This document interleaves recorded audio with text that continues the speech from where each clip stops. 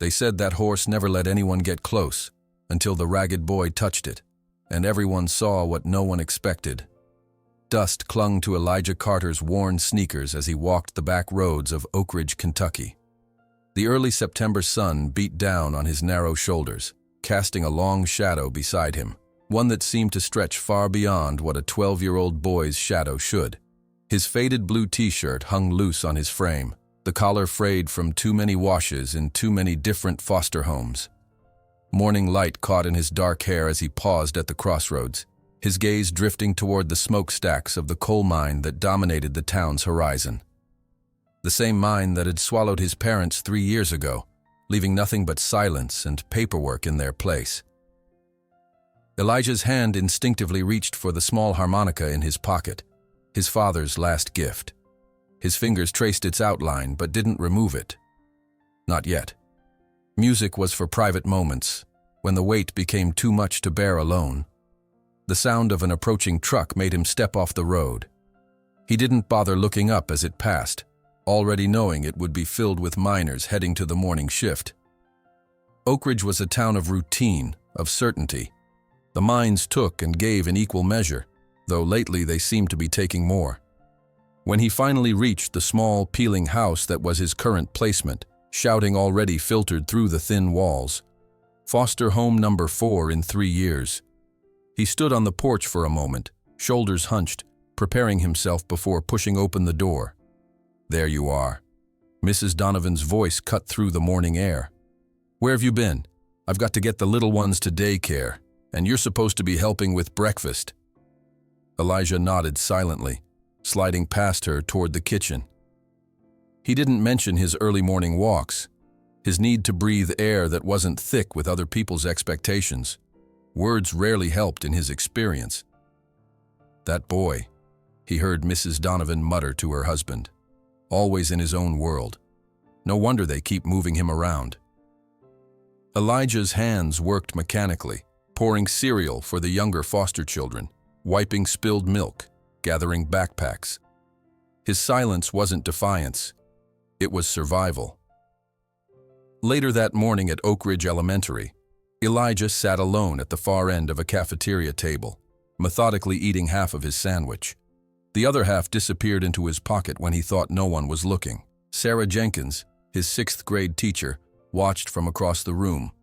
In her 15 years of teaching, she'd seen plenty of children from difficult backgrounds, but something about Elijah's quiet dignity touched her heart differently. He wasn't angry or acting out like many foster children. He simply seemed absent, as if he'd retreated to somewhere no one could follow.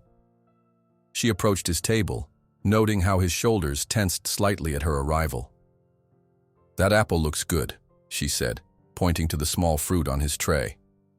Elijah nodded, his eyes meeting hers briefly before dropping back to his lunch. "You know," she continued casually, "I've got some extra cookies in my classroom if you'd like one after you finish." He looked up again, surprise flickering across his face before it settled back into its usual, careful neutrality. "Thank you, ma'am," he said, his voice so quiet, she almost missed it. Sarah smiled, hiding her concern. The half sandwich would be saved for later, she knew. Perhaps even taken back to the Donovan house for one of the younger children. Elijah was perpetually hungry but never complained. "All right, class. For today's activity, I'd like everyone to share something about their family traditions," Mrs. Jenkins announced that afternoon. "Something special you do together." The classroom buzzed with excitement as children raised hands, eager to share stories of birthday rituals, holiday customs, and weekend traditions. Elijah stared down at his blank paper, pencil motionless in his hand. "Elijah?" Mrs. Jenkins eventually called, her voice gentle. "Would you like to share anything?" 23 pairs of eyes turned toward him. He swallowed hard. "My mom used to say I was born with a gift," he finally said, his voice barely audible. "She said I could see into animals' souls like they were open books." A moment of silence followed before Tommy Fletcher snorted from the back row. "What's that supposed to mean? You can talk to animals or something?" Laughter rippled through the classroom. Elijah's cheeks burned. "That's enough," Mrs. Jenkins said firmly. I think that's a beautiful tradition, Elijah. Your mother recognizing your special gift with animals. My grandma was Cherokee, Elijah added suddenly, as if the words had escaped without permission. She taught my mom about animal spirits. But I don't remember her. She died before I was born. The laughter faded as curiosity took its place, but Elijah had already retreated back into silence, his eyes fixed on his desk. After school, Elijah made his way to Peterson's stables where he mucked stalls and filled water troughs 3 days a week in exchange for a few dollars. It wasn't much, but it was his, earned by his own hands. "Afternoon, boy," Old Man Peterson called as Elijah slipped through the barn door. "Mare in stall 6 is acting up again. Wouldn't let Jackson near her to check that leg." Elijah nodded, setting down his backpack and moving toward the stall in question. Inside, a chestnut mare paced nervously, her eyes rolling white at the edges. A bandage hung half unwrapped from her hind leg. "Hey there," Elijah whispered, not entering the stall but simply leaning against the door. "Rough day, huh?" The mare snorted, ears flicking toward the sound of his voice. Elijah didn't move closer, didn't try to touch her. He simply stood, his breathing slow and even, eyes half closed as if listening to something no one else could hear. "You're not mad," he murmured after a while. "You're scared. That leg hurts worse than yesterday, doesn't it?" The mare stopped pacing, her large brown eyes fixing on the boy. After several minutes of this one-sided conversation, Elijah carefully opened the stall door. The mare remained still as he approached, his movement smooth and deliberate. When he reached her side, he gently placed his hand on her neck, then slowly moved down to examine the leg. From the barn doorway, Old Man Peterson watched in amazement as Elijah unwrapped the bandage, cleaned the wound, and applied fresh ointment. All while the same mare that had nearly kicked Jackson through a wall stood quietly, occasionally lowering her head to nudge the boy's shoulder. "How'd you do that?" Peterson asked when Elijah emerged from the stall. The boy shrugged. "She just needed someone to listen." Peterson shook his head in wonder. "Your mama was right, boy. You got a gift, sure enough." A shadow passed over Elijah's face at the mention of his mother, but he didn't respond. Instead, he moved on to the next stall, losing himself in the rhythm of work and the comforting presence of animals who asked nothing of him but his quiet understanding. 20 miles away at Whispering Pines Ranch, Richard Thornton swirled bourbon in a crystal glass as he led a group of well-dressed investors across manicured grounds. The sprawling white mansion behind them stood in stark contrast to the modest homes of Oak Ridge, a monument to wealth that seemed to have landed in the Kentucky countryside like a spaceship from another world. "This 2-year-old filly," Thornton explained, gesturing to a sleek bay horse in a paddock, "is from Kentucky Derby winner bloodlines. I expect a return of at least 20% when she begins racing next season." The men nodded appreciatively, jotting notes and exchanging impressed glances. Thornton, a Texas oil magnate who had purchased Whispering Pines as a status symbol, spoke of his horses the way other men discussed stock portfolios. "And what about this mysterious new acquisition I've been hearing about, Richard?" asked one investor, a silver-haired man with a Manhattan accent. "The wild one?" Thornton's face tightened slightly. "The Mustang. Yes, follow me." He led them to a secluded paddock set apart from the pristine stables. Inside, a magnificent black stallion paced restlessly, muscles rippling beneath a coat that gleamed like polished onyx despite the dust that clung to it. "Captured in Nevada," Thornton explained. "Cost me $20,000, one of the last truly wild bloodlines." "Looks spirited," commented another investor cautiously, noting the way the horse's eyes rolled wildly at their approach. "Temporarily," Thornton replied confidently. "My trainers are working with him." As if on cue, a thin man with a weathered face limped across the yard toward them, his right arm cradled against his chest. "Mr. Thornton," he called, his expression grim. "Need a word, sir." The investors exchanged glances as Thornton stepped away. "What is it, Whitman?" he asked, irritation clear in his tone. "I'm done," the man replied flatly. "That devil broke my wrist, nearly trampled me. 3 weeks I've tried every trick I know. He's not trainable. Thornton's face darkened. I didn't pay 20 grand for a lawn ornament, Whitman. Then you overpaid, the trainer shot back. I've broken wild horses for 30 years. This one, he's different. Something in his eyes. He remembers what humans did to him when they caught him, and he's not forgetting. After Whitman left, Thornton summoned his ranch manager, Mike Lawson, a broad-shouldered man whose flat expression rarely revealed his thoughts. "Break him or end him," Thornton ordered, gesturing toward the black Mustang. "I'm not keeping an animal that can't be used for breeding or showing." Lawson nodded once, his eyes calculating as he studied the powerful horse. "Yes, sir. We'll get it done." As autumn painted the Kentucky hills in golds and crimsons, Elijah found himself drawn to the outer edges of Whispering Pines. The sprawling property bordered several public roads, and its apple orchards, planted more for show than production, often dropped their excess fruit near the fence lines. On this particular afternoon, with the low sun casting long shadows across the fields, Elijah slipped through a gap in the fence, his empty pockets ready to be filled with fallen apples. It wasn't stealing, he reasoned. These apples would rot on the ground anyway. As he gathered the bruised fruit, a sound carried on the breeze made him freeze, a horse's cry, but unlike any he'd heard before. Not the social nickering of stabled horses, but something wild and mournful that seemed to resonate in his very bones. Curious, Elijah followed the sound, staying close to hedgerows and outbuildings to avoid being seen. The cry came again, leading him to a remote corral set far from the main stables. There, alone in the enclosure, stood the most magnificent horse Elijah had ever seen. Coal-black with a flowing mane, its powerful body tense with alertness. Even from a distance, Elijah could see the scars on its flanks, marks of ropes and perhaps worse.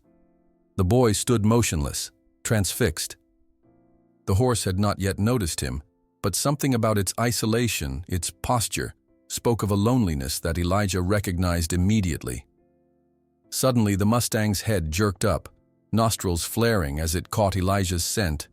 Its reaction was immediate and violent, rearing up with a challenging cry that sent nearby workers ducking for cover. "Watch out, kid," shouted a ranch hand, running toward him. "Get back from there. That beast will kill you if you get close." But Elijah didn't move. As the Mustang pawed the ground and tossed its head, the boy simply stood, his eyes never leaving the animals. There was no fear in his gaze, only a profound recognition. The workers watched in tense silence as something extraordinary happened. The Mustang, which had attacked every human who approached it, gradually lowered its head. Its aggressive stance softened as it studied the small, thin boy beyond the fence. In that suspended moment, something passed between them, an understanding that transcended words. Two beings who had lost everything, who carried wounds both visible and hidden, recognizing themselves in each other. Slowly, almost against its will, the magnificent animal approached the fence. The workers held their breath, certain they were about to witness a tragedy. But when the Mustang reached the rails, it merely extended its head, nostrils widening to catch the boy's scent. Elijah, his hand trembling slightly, reached into his pocket and pulled out one of the apples he'd collected. "You're hungry too, aren't you?" he whispered, extending his hand with the fruit. For what seemed like an eternity, the Mustang remained still, its dark eyes fixed on Elijah's. Then, in a movement that made the watching workers gasp, it gently took the apple from his palm, the first offering it had accepted from any human since its capture. As the Mustang retreated to eat its prize, one of the stunned workers dropped a water bucket in shock. The sudden metallic clang shattered the moment, sending the horse backing away in panic.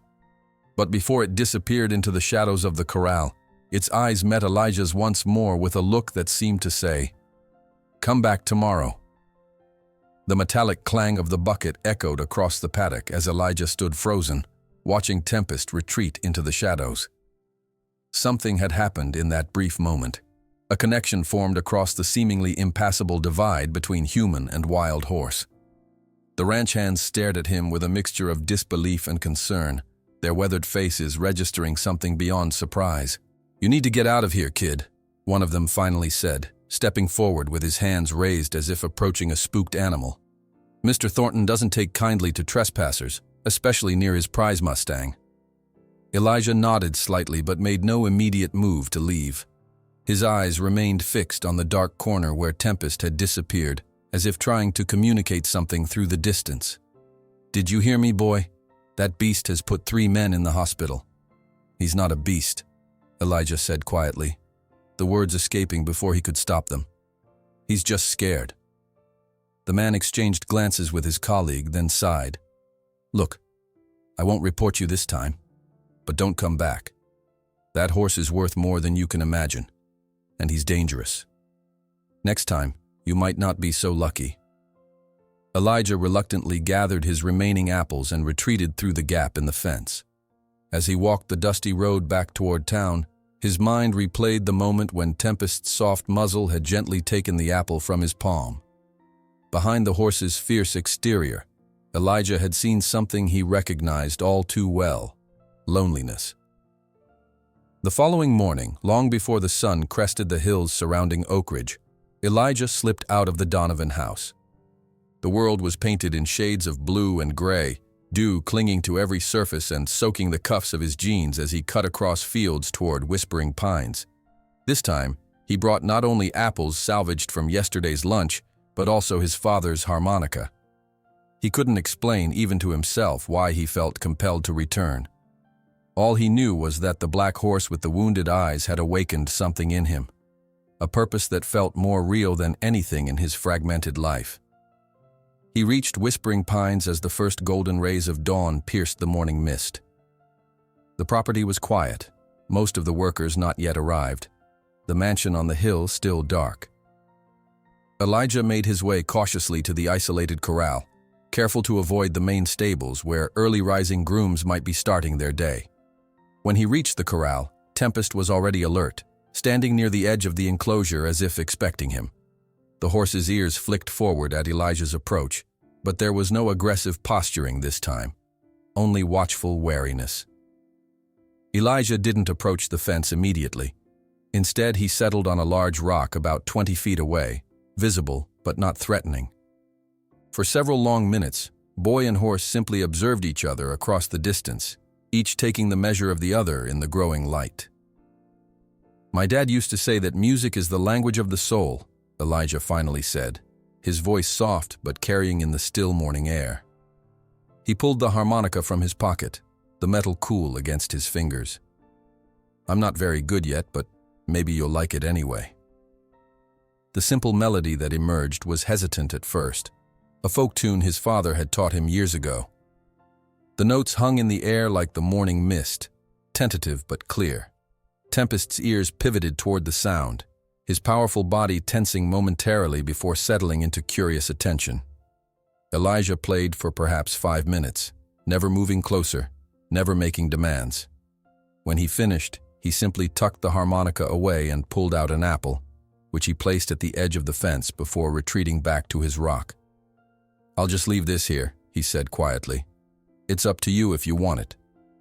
Then he sat in silence, gaze averted slightly so as not to challenge the Mustang with direct eye contact. 20 minutes passed before Tempest finally approached the fence, sniffed the apple cautiously, and then took it in one swift movement before retreating again. A small smile touched Elijah's lips. It wasn't much, but it was a beginning. The ritual established itself naturally over the following days. Each morning before school, Elijah would arrive at the corral while the world was still quiet. He would play his harmonica, talk softly about his day, and leave an offering of food at the fence before sitting a respectful distance away. Each day, Tempest allowed him to sit a little closer. Each day, the horse took a little less time to approach the fence for the offered apple or carrot. On the 5th morning, Elijah decided to try something different. Instead of placing the apple at the fence and retreating, he held it in his outstretched palm, arm extended through the rails. "I know what it's like," he said softly, as Tempest regarded him with wary eyes. "To be taken from everything you know. to be passed around from place to place.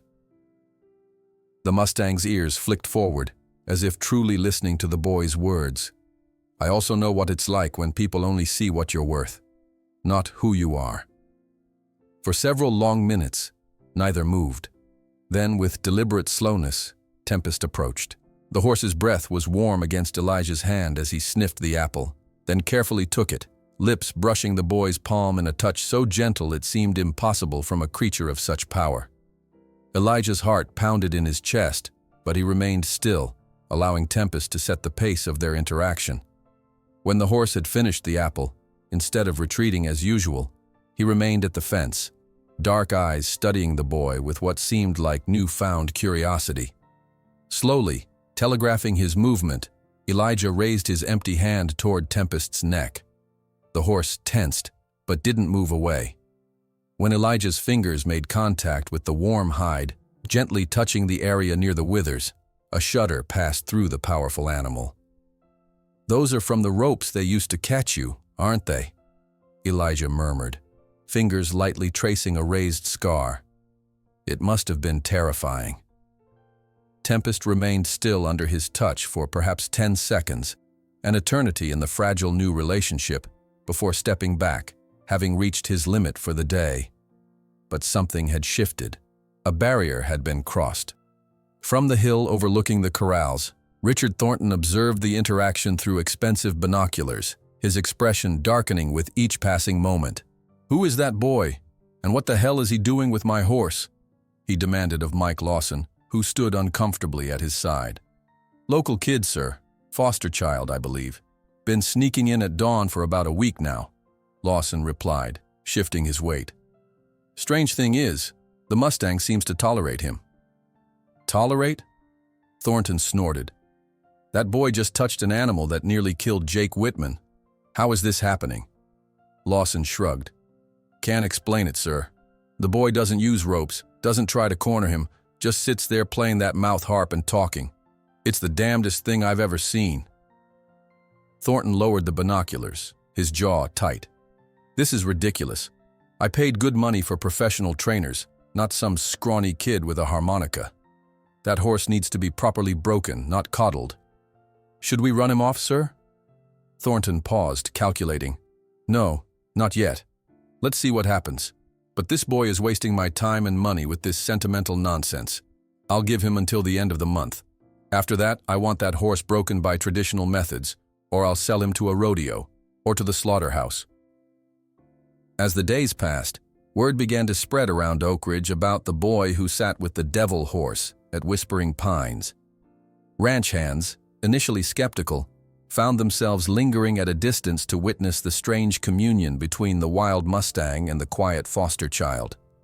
On her rounds checking the health of Thornton's prize breeding stock, veterinarian Lila Redfeather noticed something that others missed. When Elijah's footsteps sounded on the gravel path approaching the corral, Tempest's ears would prick forward in recognition. His posture would shift from defensive to expectant, a change subtle enough that only someone with Lila's trained eye might notice. Lila, whose Cherokee grandmother had taught her to observe animals with respect rather than dominance, recognized the significance of what was happening. After finishing her rounds one morning, she deliberately took a detour past Tempest's corral, arriving just as Elijah was preparing to leave for school. "That's extraordinary work you're doing," she said, approaching slowly so as not to startle either boy or horse. Elijah tensed, clearly expecting to be scolded for trespassing. "I'm Dr. Redfeather," she continued, stopping at a respectful distance. "I care for the animals here." "Are you going to tell Mr. Thornton about me?" Elijah asked, already calculating his escape route. Lila smiled, the corners of her eyes crinkling. "I think Mr. Thornton already knows, but I'm more interested in how you've accomplished something his expensive trainers couldn't." Elijah shrugged, uncomfortable with the attention. "I didn't accomplish anything. I just sit with him. What you're doing is speaking to this horse in the only language that matters, respect," Lila said, studying the boy with thoughtful eyes. "Where did you learn this approach?" "Nowhere. I just—" Elijah hesitated, struggling to articulate something that came to him instinctively. "I know how it feels to be afraid all the time, to not trust anyone, so I figured he might need someone to just be there without wanting something from him." Lila nodded, something like recognition flickering in her eyes. "My grandmother would have said you have the old knowing in you." Before Elijah could ask what she meant, a truck engine rumbled in the distance, signaling the arrival of more ranch hands. He quickly gathered his backpack. "I have to get to school," he said, already edging away. "Come by the clinic sometime," Lila called after him, pointing to a small building near the edge of the property. "I have some books about horse behavior you might find interesting." Word continued to spread. Sarah Jenkins, bringing a bag of groceries to Elijah after noticing he'd gone 3 days without lunch, arrived at the Donovan house just as he was returning from his morning visit to Tempest. "So it's true," she said, studying his face with new understanding. "You're the one working with Thornton's wild Mustang." Elijah accepted the grocery bag with mumbled thanks, uncomfortable with her scrutiny. "I'm not working with him. We're just getting to know each other. Thomas Williams says in 60 years working with horses, he's never seen anything like it. He's been telling stories at the diner about how that Mustang lets you touch him now." A hint of pride colored Elijah's cheeks, but he simply shrugged. "He's not what people think. He's not mean or crazy. He's just been hurt really bad." "Sometimes," Sarah said carefully, "when people or animals have been hurt, they need someone who understands that pain to help them heal." Elijah looked away, recognizing too much truth in her words. Progress with Tempest wasn't linear. On the morning a ranch hand accidentally dropped a stack of metal buckets near the corral, the sharp clatter sent the Mustang into a frenzy of fear. He reverted instantly to aggressive behavior, charging the fence when Elijah approached, teeth bared and eyes wild with panic. "I told you that devil hasn't changed," Mike Lawson said smugly to the gathered workers. "One loud noise and he's right back to being a killer." Elijah, his heart aching at the setback, simply retreated to his rock and sat down, the harmonica silent in his pocket. For 3 days, Tempest refused to approach, nickering threateningly whenever the boy appeared. "See? Waste of time," Richard Thornton declared when Lawson reported the regression. "That animal will never be trustworthy." But Elijah didn't give up. He simply returned to the beginning of their ritual, sitting at a distance, playing soft music, speaking in a low, steady voice, leaving apples at the fence without expectation. On the 4th morning, Tempest cautiously approached the fence again, nostrils flaring as he caught the boy's familiar scent. "It's okay to be scared," Elijah told him quietly. "I get scared too." The horse studied him for a long moment, before lowering his head to take the offered apple. From her truck parked on the service road, Lila Redfeather observed the reunion with knowing eyes. As heavy clouds gathered on the horizon and the first distant rumble of thunder sounded, she frowned with sudden concern. "Tempest has been terrified of storms ever since he arrived," she murmured to herself, watching lightning flash far to the west. "The handlers are already preparing restraint ropes to keep him from hurting himself, but something tells me tonight will be different." The dark clouds gathered on the horizon as Lila Redfeather watched from her truck, concern etching lines around her eyes. Lightning flashed in the distance, and Tempest's ears flicked nervously at the first low rumble of thunder. The storm was still miles away, but animals always sensed these things before humans, especially those who carried trauma in their bones. As evening fell over whispering pines, the approaching storm transformed the air into something electric and dangerous. Wind whipped through the trees, sending leaves spiraling across the manicured lawns. Inside the main stable, horses shifted uneasily in their stalls, sensing the atmospheric pressure dropping rapidly. Elijah sat at the kitchen table in the Donovan house, pushing peas around his plate as rain began to patter against the windows. His thoughts remained with Tempest, alone in that isolated corral. The sudden crack of thunder made him flinch, his fork clattering against the plate. "Jumpy tonight, aren't you?" Mrs. Donovan commented, barely looking up from feeding the youngest foster child. Elijah mumbled an apology, but his eyes remained fixed on the window where lightning illuminated the countryside in brief, ghostly flashes. Another thunderclap, closer now, vibrated through the house. In his mind's eye, he could see Tempest, panicked, alone, remembering perhaps the helicopter that had driven his herd during capture, the terrifying sounds and unnatural shadows. "May I be excused?" he asked abruptly, already half rising from his chair. Mrs. Donovan frowned. "There's a storm coming, Elijah. You can clear your plate, but you're staying inside tonight."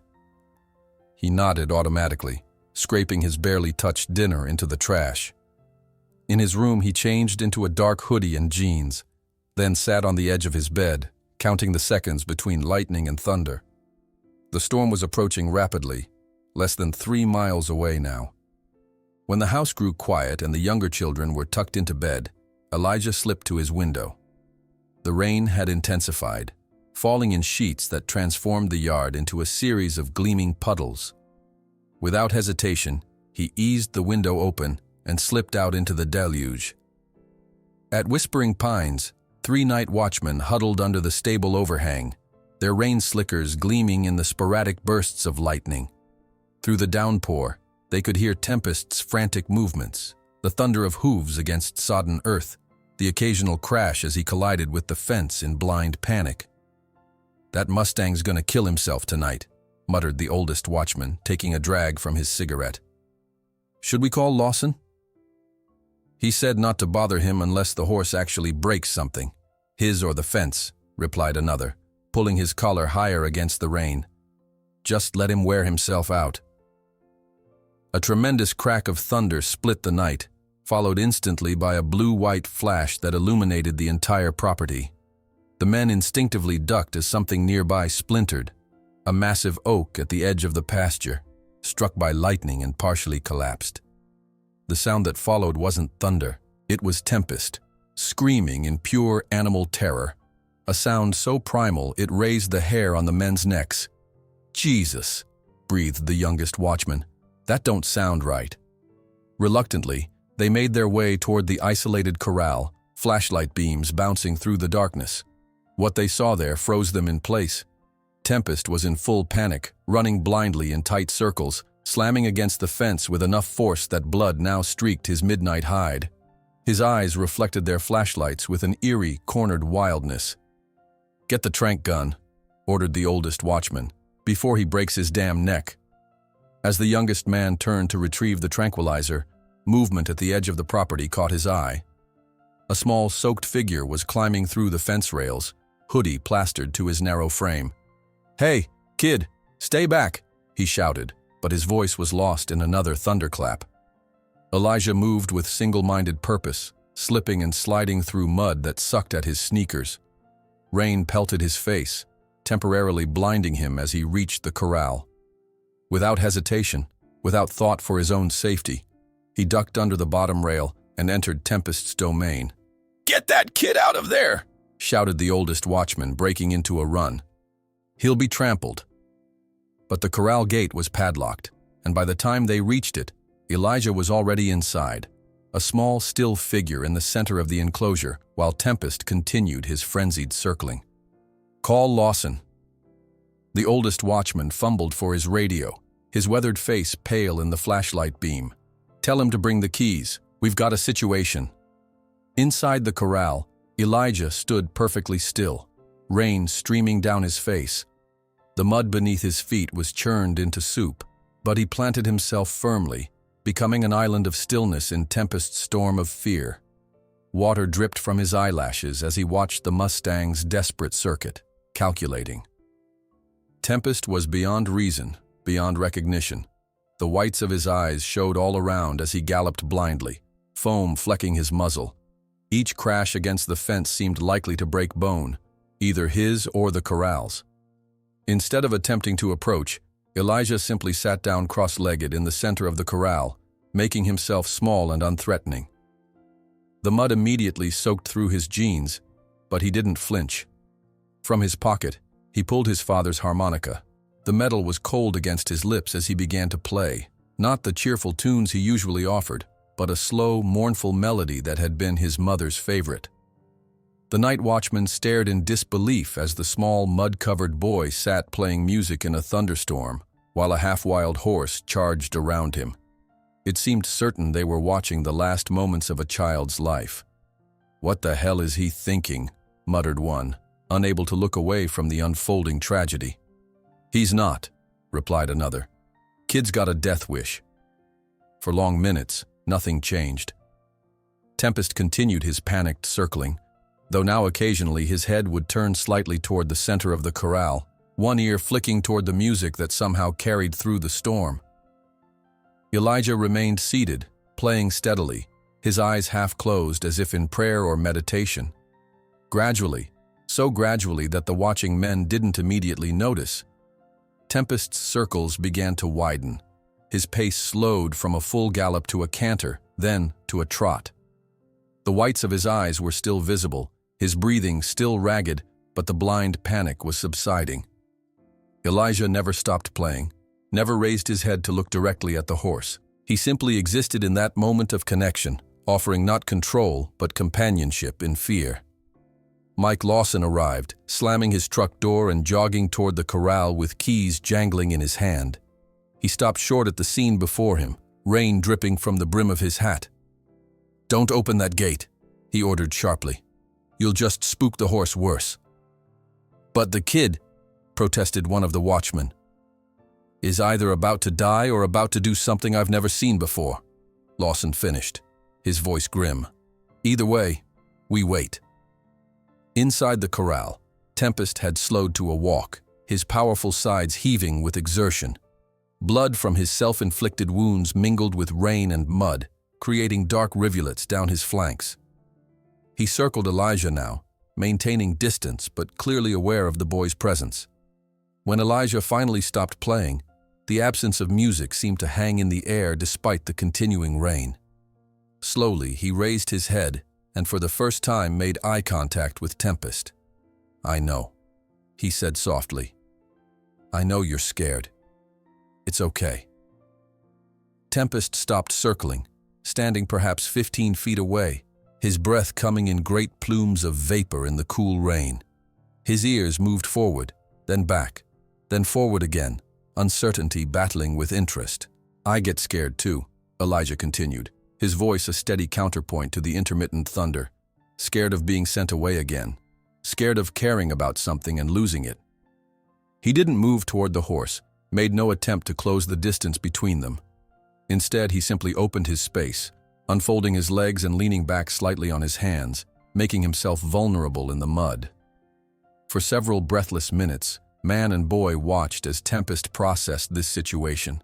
This human who didn't chase, didn't demand, didn't control.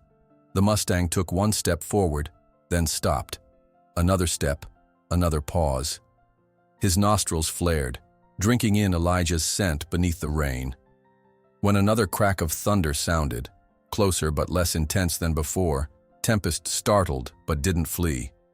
His eyes remained fixed on Elijah, who hadn't moved an inch. "It's just noise," the boy said. "Just the sky talking. Nothing's going to hurt you while I'm here." As if those were the words Tempest had been waiting for, the massive horse took the final steps toward Elijah. The men watching from outside the corral held their breath collectively, certain they were about to witness the boy being trampled. Instead, with a grace that seemed impossible for such a powerful animal, Tempest lowered himself to the mud beside Elijah, his legs folding beneath him like a dog settling by a fire. A sound escaped Mike Lawson, something between a curse and a prayer. The night watchman stared open-mouthed as boy and horse sat together in the downpour, two silhouettes forming a tableau that defied everything they understood about wild animals. Elijah, moving with exquisite slowness, raised one mud-streaked hand and placed it gently on Tempest's neck. The horse's skin twitched beneath his touch, but didn't pull away. Together, they weathered the remaining storm, the boy occasionally humming when thunder rattled across the hills. The first tentative rays of dawn found them still there, though the rain had finally ceased. Elijah had fallen asleep against Tempest's flank, his small frame curled against the horse's side for warmth. The Mustang remained alert, head raised and ears moving at each sound of the awakening ranch, but he made no move to dislodge the boy who slept against him. Lila Redfeather pulled up in her truck just as the sun cleared the eastern hills. She'd received Lawson's early morning call and driven straight to the ranch, medical kit ready for whatever injuries man or beast might have sustained. What she found instead stopped her in her tracks. Tempest's eyes tracked her approach, his powerful body tensing slightly. But unlike his usual aggressive response to humans, he merely shifted his weight, carefully avoiding disturbing the sleeping boy. Elijah stirred, blinking away exhaustion, his clothes stiff with dried mud. When he saw Lila, a flicker of worry crossed his face, concern not for himself, but for how Tempest might react to another human presence. "It's okay," he murmured to the horse, his hand moving reassuringly along the strong neck. "She's a friend." Lila approached slowly, her experienced eyes noting the dried blood on Tempest's flanks, the new scrapes that would need treatment. But more striking was the way the Mustang positioned himself, slightly angled between the approaching veterinarian and the boy, a protective stance she'd seen in herd animals guarding their young. "It's this that the ancients called soul medicine," she whispered to herself, recognizing that she was witnessing something sacred, something beyond veterinary science or conventional horse training. The night's storm had washed away barriers between two wounded beings, revealing a connection that transcended the ordinary boundaries between human and wild. The sacred moment between Elijah and Tempest was interrupted by the distinctive sound of an expensive engine. A sleek black SUV cut through the morning mist, tires spraying mud as it came to an abrupt stop near the corral. Richard Thornton emerged, his tailored suit incongruous against the muddy backdrop of the ranch. His face darkened when he spotted the small gathering, ranch hands with their jaws still slack in disbelief, Lila Redfeather with her medical kit, and at the center of it all, a mud-caked boy and his equally filthy Mustang. "What in God's name is going on here?" Thornton demanded, striding toward the corral. His voice, loud and sharp with authority, caused Tempest's ears to flatten instantly against his skull. The horse's muscles tensed beneath Elijah's hand. "Easy," Elijah whispered, his palm remaining steady against the warm hide. "It's okay." Mike Lawson stepped forward, clearing his throat. "There was an incident during the storm, sir. The Mustang was panicking, and somehow the boy..." He trailed off, clearly struggling to articulate what he'd witnessed. "Somehow, the boy what?" Thornton snapped. "Calmed him," Lawson finished simply. "Spent the night in there with him. Never seen anything like it." Thornton's gaze shifted to the small crowd that had gathered along the fence. Not just ranch employees now, but locals from town. An elderly man with a worn cowboy hat stood beside a middle-aged woman with two young children. Further along, a couple in church clothes watched with interest, having clearly detoured on their Sunday morning drive. "What is this? A circus?" Thornton's voice carried across the morning air. "Why are there spectators on my private property?" Thomas Williams, the elderly man with the cowboy hat, straightened his stooped shoulders. "Heard about what happened from my grandson on the night shift. Came to see for myself if it was true." "If what was true?" Thornton asked, irritation building in his voice. "That this boy did what none of your fancy trainers could," Thomas replied, no deference in his weathered voice. "Connected with that horse like I ain't seen in 60 years working with animals." Thornton's jaw tightened as he surveyed the scene again. The growing crowd, the muddy boy, the previously untouchable horse now standing docile beside him. This was rapidly becoming a spectacle he hadn't anticipated and couldn't control. "Enough of this nonsense," he announced, voice carrying with practiced authority. "This is private property, not a public attraction.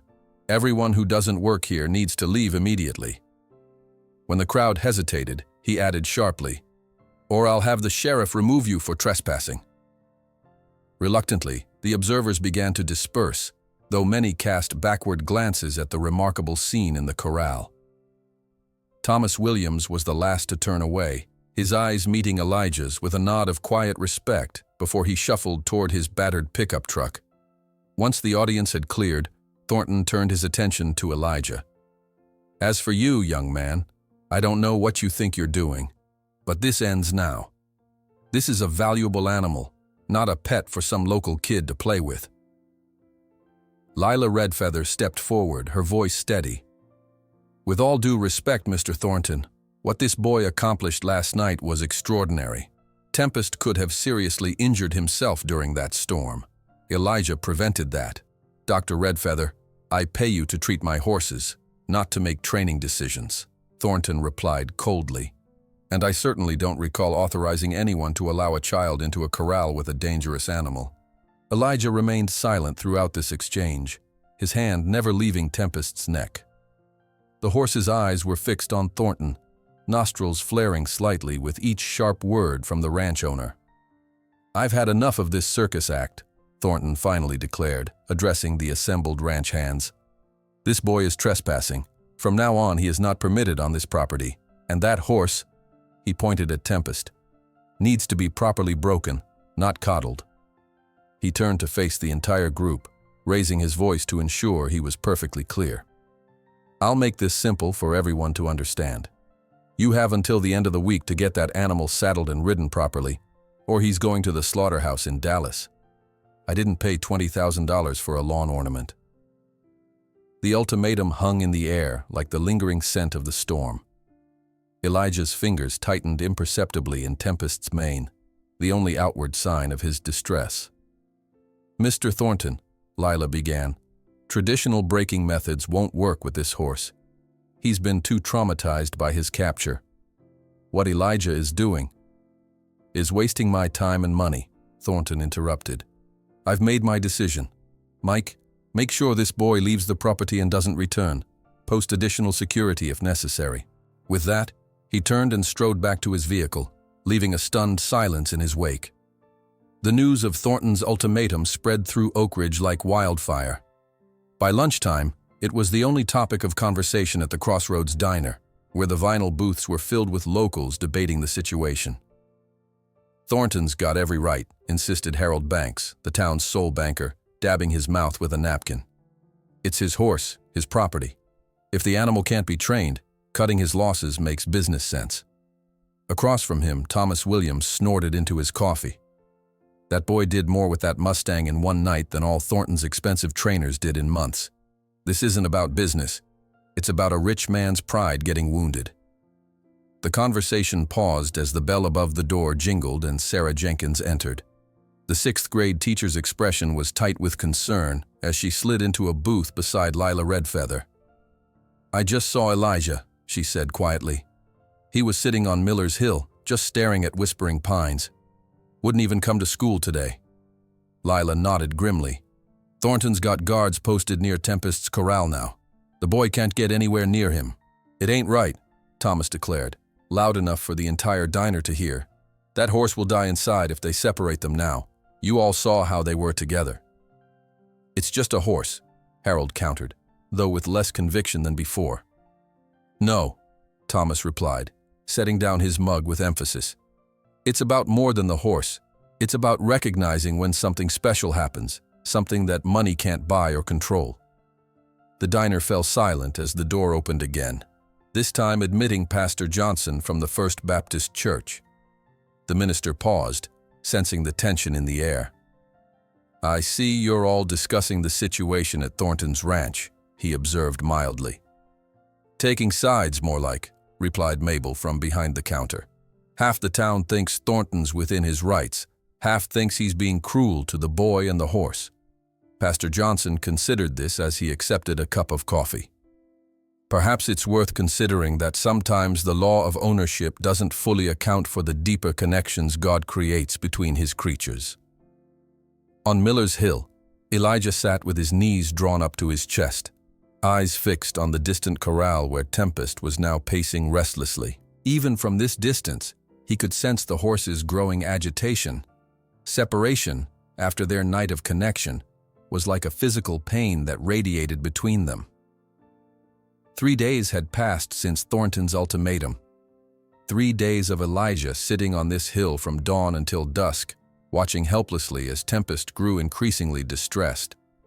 The Mustang had reverted to his defensive behavior, charging any handler who approached the corral.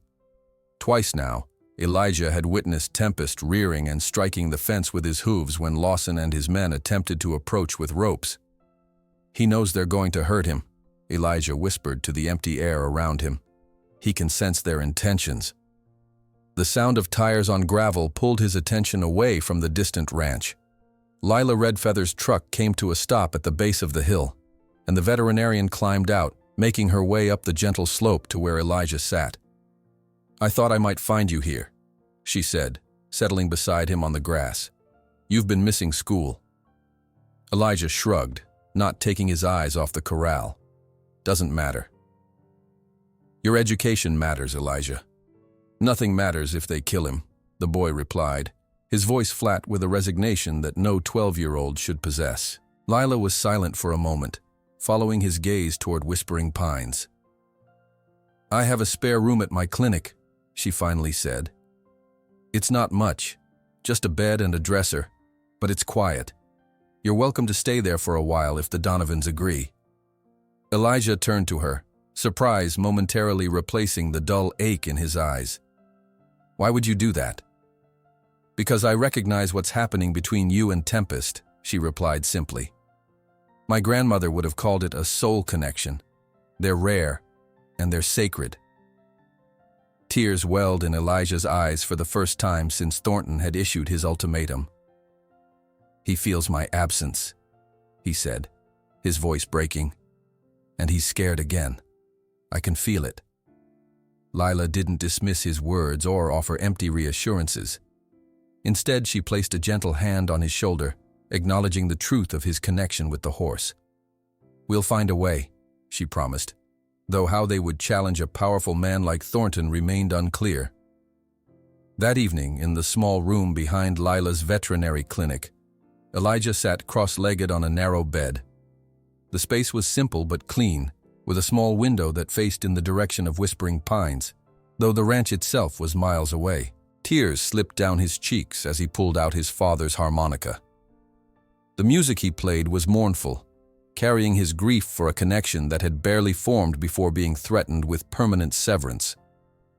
In his corral at Whispering Pines, Tempest stood with his head raised, ears pricked forward as if listening to a distant sound that no human could hear.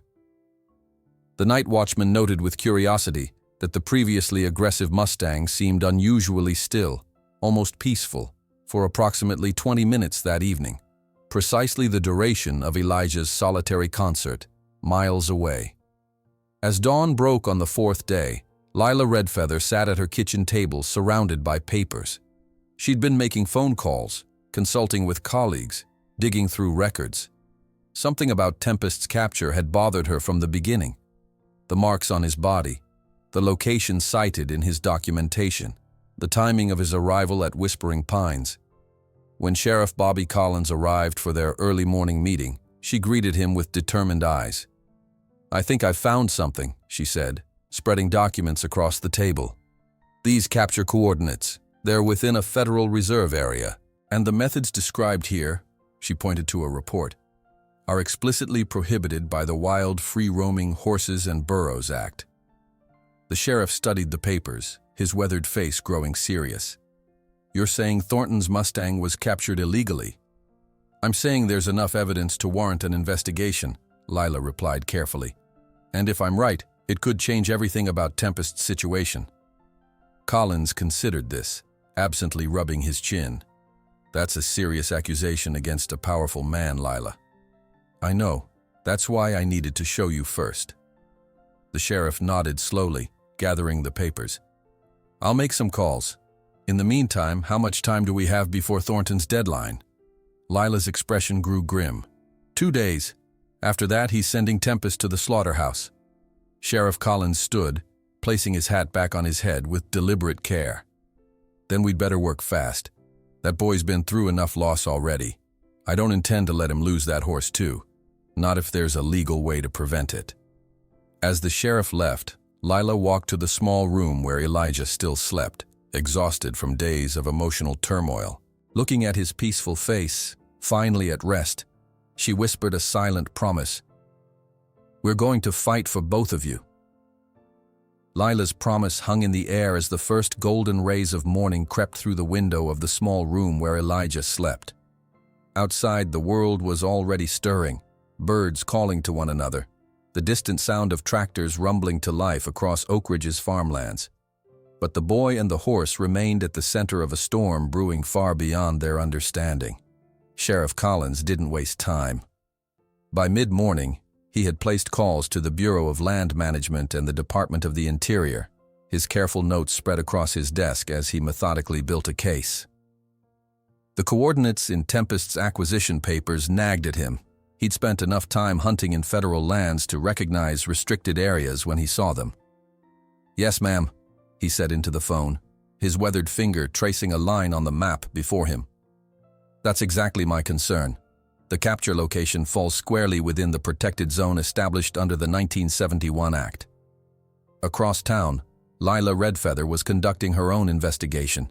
With practiced hands, she spread photographs of Tempest's injuries across her examination table, matching them against textbook examples of illegal capture methods. The distinctive rope burns around his withers, the particular pattern of trauma around his flanks. These weren't the marks of any humane capture technique approved by federal guidelines. "Those aren't just rope burns," she explained to Elijah, who stood silently beside her, his eyes solemn as he studied the images. "See this electrical burn pattern? They used cattle prods, strictly forbidden for Mustang captures." Elijah's fingers ghosted over the photographs, his face tightening. "That's why he panics when he hears electricity, the buzzing sound. It reminds him." The veterinarian nodded, impressed with the boy's intuition. Trauma leaves specific memories. For Tempest, certain sounds, smells, even colors might trigger those memories. "Like how I still can't go near the mines," Elijah said quietly, "even though I don't really remember the accident." Lila's eyes softened with understanding. This boy comprehended the horse's psychology in ways her years of veterinary training couldn't fully explain, a resonance between wounded souls. By afternoon, they had arranged a meeting with James Henderson from the Lexington Herald. The reporter arrived at Lila's clinic with the hungry look of a man who sensed a story bigger than the usual small-town fare. "So, let me get this straight," Henderson said, pen poised above his notebook as Sheriff Collins laid out the evidence. "Thornton's prized Mustang was captured using illegal methods in a federally protected area, and now he's threatening to send the animal to slaughter because it won't submit to traditional breaking. And the only person the horse responds to is a 12-year-old orphan boy who's now been banned from the property," Lila added, her tone matter-of-fact. Henderson's eyes gleamed with professional interest. "This isn't just a local dispute. It's about wildlife protection laws, animal cruelty, and—" He glanced at Elijah, who sat quietly in the corner. "A pretty incredible human interest angle. Mind if I take some photographs?" "Of Elijah, yes, with Mrs. Donovan's permission," Sheriff Collins stipulated. "But not of Tempest. Not yet. We need to build our case legally before Thornton realizes what we're doing." The next morning's Lexington Herald featured a front-page story that sent ripples through Oak Ridge. The headline read, "Boys bond with unbreakable Mustang, raises questions about capture methods." Beside it ran a photograph of Elijah, his young face serious beyond his years, standing on Miller's Hill with Whispering Pines Ranch visible in the background. The article laid out the basic facts: the extraordinary connection between boy and horse, the ultimatum issued by Thornton, and carefully phrased questions about the legality of the Mustang's capture. Henderson had done his research, citing relevant wildlife protection laws and including statements from experts about trauma responses in wild horses. By noon, 3 regional television stations had picked up the story. By evening, it had been syndicated to national outlets. The compelling narrative of a troubled orphan and a traumatized wild horse striking a chord that transcended local interest. In the dining room of Whispering Pines, Richard Thornton slammed the newspaper down beside his untouched breakfast, his face flushed with anger. "Who the hell do these people think they are?" he demanded of Mike Lawson, who stood uncomfortably near the doorway. "Questioning my business practices in a public newspaper?" "It's getting traction, sir," Lawson admitted reluctantly. "There are camera crews setting up near the property line. They're hoping to get footage of the Mustang. Thornton's jaw tightened as he reached for the remote, turning on the large television mounted on the wall. Sure enough, a national morning show was featuring the story, a cheerful anchor explaining how a boy with a remarkable gift has formed a bond with a Mustang deemed untamable. "This is absurd," Thornton muttered, watching as the program cut to an interview with Thomas Williams, who spoke passionately about witnessing the connection between Elijah and Tempest. "In 60 years working with horses," the old man was saying, his weathered face filling the screen, "I never seen nothing like it. That boy don't use ropes or whips or nothing. Just sits with that animal like they're having a conversation only they can hear." The camera cut to a wildlife biologist explaining how Mustangs form complex social bonds in the wild, and how Elijah's approach mimicked the patient relationship building that occurs naturally in horse herds. Thornton muted the television, his knuckles white around the remote. "Get my lawyer on the phone," he ordered Lawson. "I want a statement prepared immediately. This is my horse, my property, and I'll do whatever I damn well please with it." By mid-afternoon, camera crews from 3 networks had established positions along the public road that offered the best view of Tempest's corral. Local residents, drawn by the excitement, gathered in small groups to watch the proceedings. Some brought folding chairs and picnic lunches, turning the impromptu media circus into something of a community event. Sarah Jenkins arrived with several of her students, including some of the children who had previously mocked Elijah. Now they watched with wide eyes as reporters spoke in hushed, dramatic tones about the remarkable connection between boy and horse. "Ms. Jenkins," one of the girls asked, tugging at her teacher's sleeve, "is it true that Elijah can talk to animals?" Sarah smiled gently. "Elijah understands that sometimes the best way to communicate isn't with words at all. He listens with his heart, not just his ears."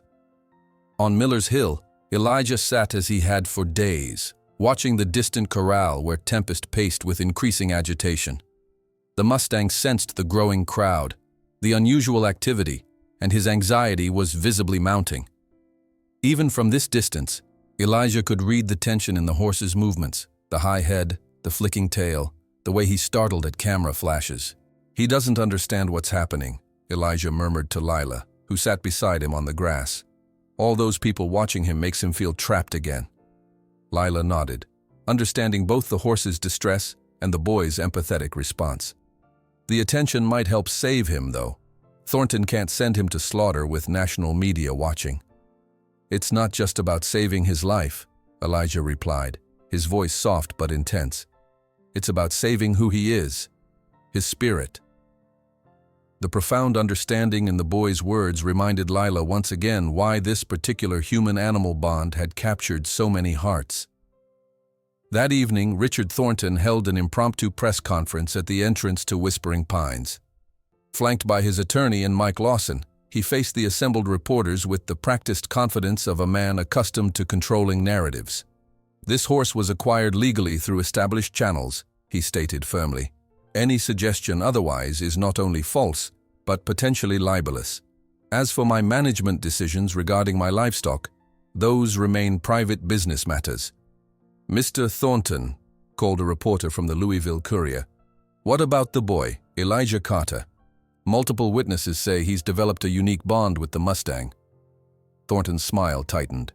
"While I appreciate the local interest in this situation, I cannot allow an untrained child to endanger himself with a dangerous animal on my property. My concern is liability, pure and simple." "Will you reconsider your decision to send the horse to slaughter?" asked another reporter. "This is my horse, my property," Thornton replied, his voice hardening. "And I'll do what I damn well please with it. I'll also be pursuing legal action against anyone who interferes with my business decisions." The press conference was broadcast live on several stations, Thornton's combative stance only fueling public interest in the story. Social media exploded with hashtags like "You Save Tempest" and "The Boy" and "The Mustang." "He's making things worse for himself," Sheriff Collins commented to Lila as they watched the broadcast on the small television in her clinic. "The more he talks about ownership and property, the more people sympathize with Elijah and the horse." "But the deadline is tomorrow," Lila reminded him, her voice tight with concern. Have you heard anything from your federal contacts? Collins shook his head grimly. They're expediting the investigation, but bureaucracy moves at its own pace. They're sending agents, but they won't arrive until tomorrow afternoon at the earliest. That might be too late, Lila whispered. The night settled over Oak Ridge like a heavy blanket, stars appearing one by one in the clear Kentucky sky. In his small room at Lila's clinic, Elijah lay awake, staring at the ceiling. The weight of tomorrow's deadline pressed against his chest, making it difficult to breathe. In his mind, he could see Tempest, alone, confused, sensing something ominous approaching without understanding what it was. Miles away at Whispering Pines, the Mustang paced his corral restlessly, occasionally stopping to look toward Miller's Hill with pricked ears, as if listening for a harmonica that didn't come. The night deepened. Most of Oak Ridge slept, the excitement of the day's events giving way to the quiet rhythm of a small town after dark. But at 2:30 in the morning, the quiet was broken by the sound of an engine starting, followed by the rattle of a large horse trailer being hitched to a truck. Inside Whispering Pines Ranch, Mike Lawson moved with practiced efficiency, following Thornton's explicit instructions. Get that horse loaded and on the road to Dallas before those federal agents arrive. I'd rather ask forgiveness than permission. The night guard unlocked Tempest's corral, his face grim in the yellow glow of the security lights. 3 other handlers stood ready with ropes and prods, prepared for the fight they knew would come. But something unexpected happened. As they swung the gate open, ready to drive Tempest toward the waiting trailer, they found the corral empty. "What the hell?" Lawson muttered, swinging his flashlight around the enclosure. "Where is he?" The guard checked the fencing, finding a section near the back where the rails had been broken, splintered outward, as if the horse had charged them with deliberate force. "He's out," the guard reported, disbelief evident in his voice. "Must have broken through sometime in the last hour. My last check was all clear." Lawson grabbed his radio. "We've got a situation. The Mustang has escaped. I need all available hands for a search now." Within 30 minutes, the ranch was alive with activity. Trucks with spotlights crisscrossing the property, handlers on horseback checking the perimeter fencing, Thornton himself pacing the main house veranda, issuing increasingly angry orders. By dawn, the search had extended beyond Whispering Pines to neighboring properties. Local news crews, already in place for the developing story, captured footage of the search parties and quickly broadcast the development. Mustang at center of controversy escapes night before deadline. Sheriff Collins received the call just as he was preparing to meet the federal agents at the regional airport. "So you're telling me," he said slowly into the phone, "that a heavily guarded, supposedly dangerous horse somehow broke through a reinforced fence and disappeared without anyone seeing or hearing anything?" "Thornton is claiming theft," replied his deputy on the other end of the line. "Says the boy must have had help breaking the animal out." Collins sighed, rubbing his temple. "Is there any evidence of human involvement? Cut locks, tire tracks, anything? Nothing concrete, just a broken fence that looks like the horse charged it from the inside."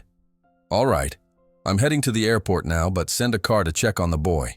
If Thornton's making accusations, we need to know exactly where Elijah is." The morning sun had just cleared the eastern hills when the first federal officials arrived in Oak Ridge, their government SUVs drawing curious stares as they pulled up to the sheriff's office. The agents, dressed in crisp Bureau of Land Management uniforms, were briefed quickly on the overnight developments. "So the Mustang in question has vanished," the lead agent summarized, frowning at her notes. "And now there are accusations against the miner who formed a bond with the animal?" "That's where we stand," Collins confirmed. "My deputy is checking on the boy now." As if on cue, the radio on Collins' belt crackled to life. "Sheriff, you're going to want to see this. We found the boy and the horse." "Where?" Collins demanded. "Miller's Hill, the public side, visible from the main road. And sir, you won't believe it unless you see it yourself." 20 minutes later, a remarkable procession made its way up the gentle slope of Miller's Hill. Sheriff Collins, the federal agents, Richard Thornton, Mike Lawson, and a growing crowd of Oak Ridge residents, all drawn by the news spreading rapidly through the small town. What they found at the crest of the hill stopped them in their tracks. There, silhouetted against the morning sky, sat Elijah cross-legged in the dewy grass. Beside him, without rope, fence, or restraint of any kind, stood Tempest. The magnificent black Mustang was calmly grazing, occasionally lowering his head to nudge the boy's shoulder as if checking that he was still there. "How?" Mike Lawson breathed, his customary composure shattered by the sight. Elijah looked up, his young face serene despite the chaos he had unwittingly caused. His hand rested lightly on Tempest's foreleg, the horse's powerful body relaxed under his touch. "He found me," Elijah said simply, his voice carrying in the morning stillness. "He always knew where I was." "He found me," Elijah said simply, his voice carrying in the morning stillness. "He always knew where I was." The image before them defied everything the onlookers understood about wild Mustangs. Tempest stood calm and attentive beside the boy, his powerful body relaxed in a way none of them had ever witnessed. The horse's ears flicked occasionally toward the growing crowd, alert but not fearful. When he sensed tension, he would lower his head to nudge Elijah gently, as if seeking reassurance that transcended human language. Richard Thornton pushed to the front of the gathering, his expensive boots sinking into the dewy grass of Miller's Hill. His face contorted with an emotion that seemed to hover between rage and disbelief. "This is absurd," he sputtered, gesturing wildly. "That horse is my property. Someone help this boy break into my ranch and steal a valuable animal." The lead BLM agent, a tall woman with steel-gray hair pulled into a severe bun, stepped forward. "Mr. Thornton, I'm Agent Reynolds with the Bureau of Land Management. We're here investigating allegations regarding the capture of this Mustang." Thornton's attorney immediately placed a restraining hand on his client's arm, but Thornton shook it off. "This is my horse," he repeated, his voice rising. "Purchased legally through established channels. I have documentation." "Documentation we'll need to review thoroughly," Agent Reynolds replied, her tone professionally neutral despite the spectacle unfolding before her. She turned her attention to Elijah and Tempest, studying the remarkable tableau they created on the hilltop. The Mustang's behavior contradicted everything in her 20 years of experience with wild horses. Instead of displaying the typical fear-based reactions of a recently captured Mustang, Tempest stood with a quiet dignity beside the boy, his eyes watchful but calm. When Elijah whispered something to him, the horse's ears swiveled attentively, focusing completely on the child's voice. "Young man," Agent Reynolds addressed Elijah directly, "did you remove this horse from Mr. Thornton's property?" Before Elijah could answer, Sheriff Collins interjected. "The boy's been at Dr. Redfeather's clinic all night. We have multiple witnesses who can confirm that." "Then how did the animal get here?" Thornton demanded. Elijah's hand moved soothingly along Tempest's neck as he replied. "He broke the fence himself. He was scared because they were going to take him away at night. He felt it coming." "That's ridiculous," Thornton scoffed. "Animals don't feel things coming. This was clearly orchestrated." Pastor Johnson, who had arrived with several members of his congregation, spoke up from the crowd. "Perhaps we're witnessing something that can't be explained by ordinary logic, Mr. Thornton. Sometimes God works in ways that challenge our understanding." The gathering on Miller's Hill continued to grow as word spread through Oak Ridge. Mothers with young children, farmers who had paused their morning chores, even Harold Banks, the banker who had previously defended Thornton's rights, all were drawn to the extraordinary sight of the boy and the Mustang together on the public land.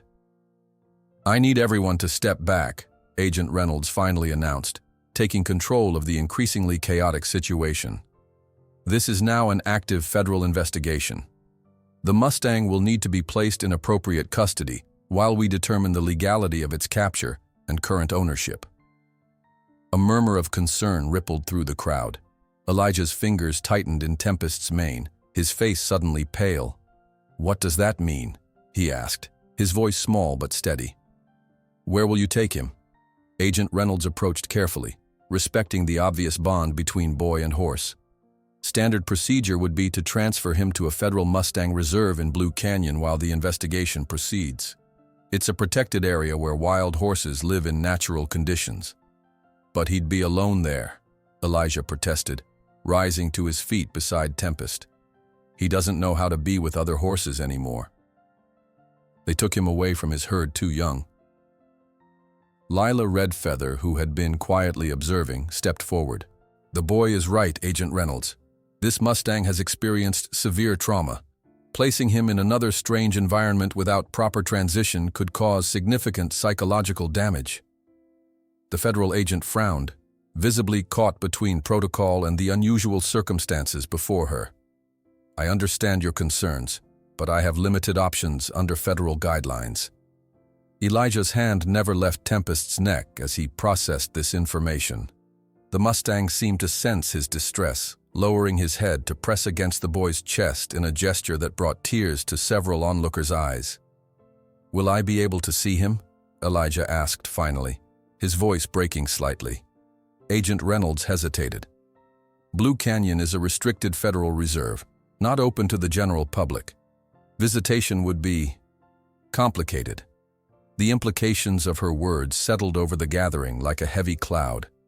After everything they had witnessed, the extraordinary connection, the Mustang's improbable escape, the peaceful reunion on the hilltop, the idea of separation seemed unutterably wrong. Over the next several days, the story of Elijah and Tempest transformed from local curiosity to national sensation. News vans remained parked along the road surrounding Miller's Hill, where federal agents had established a temporary containment area for Tempest. Elijah was permitted to stay with the horse during daylight hours, a concession Agent Reynolds made after witnessing Tempest's distress when they attempted to separate them. In Pastor Johnson's Sunday sermon, the minister spoke passionately about what was unfolding in their community. "What we're witnessing isn't just about a horse or a boy," he declared to the packed church. "It's about recognizing that there are things that money cannot and should not buy. It's about honoring connections that transcend our normal understanding." The sermon was recorded by a Louisville news crew and broadcast statewide, further cementing the story in the public consciousness. Meanwhile, the federal investigation advanced rapidly. Agents interviewed the hunters who had captured Tempest, examined satellite imagery of the capture location, and reviewed Thornton's acquisition paperwork. With each passing day, evidence mounted that the Mustang had indeed been illegally taken from protected federal land using prohibited methods.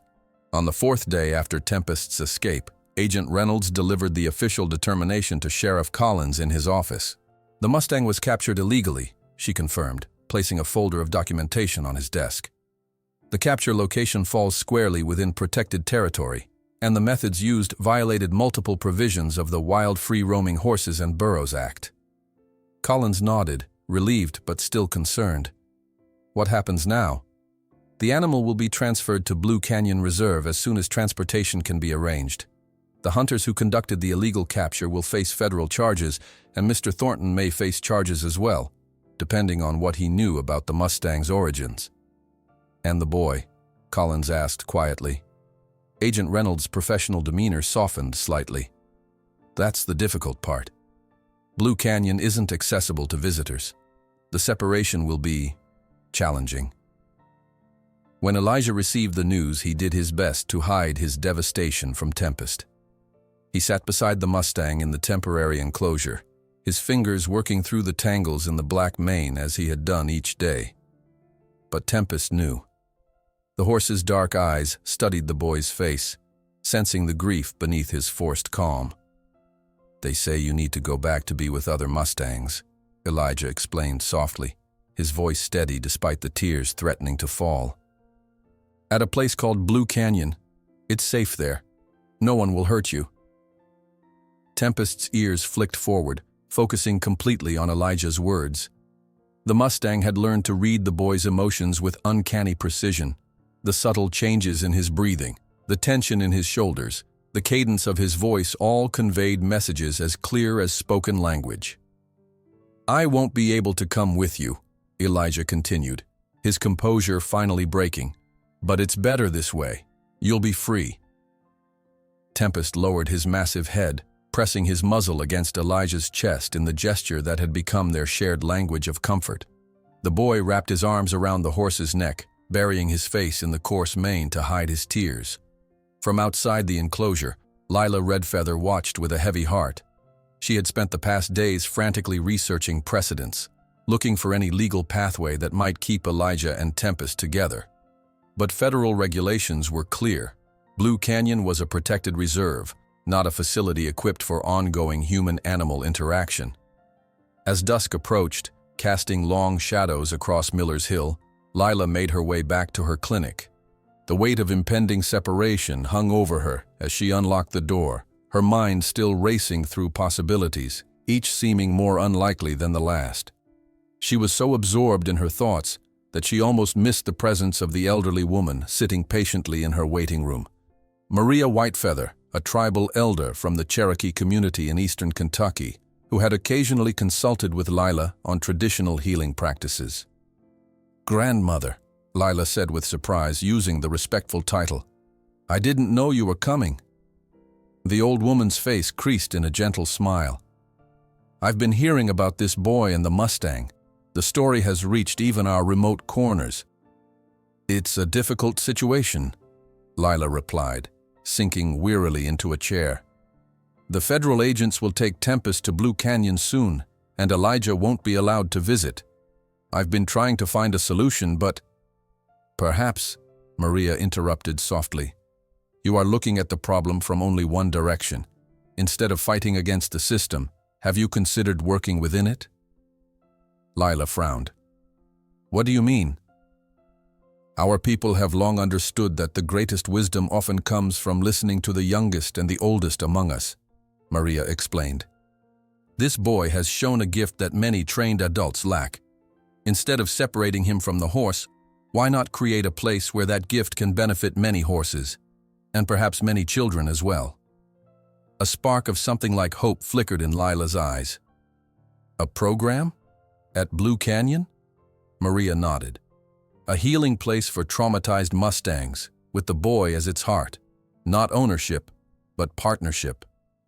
Lila's mind began racing with new possibilities. A structured program, with scientific monitoring, educational components, perhaps even therapeutic applications for other children who had experienced trauma.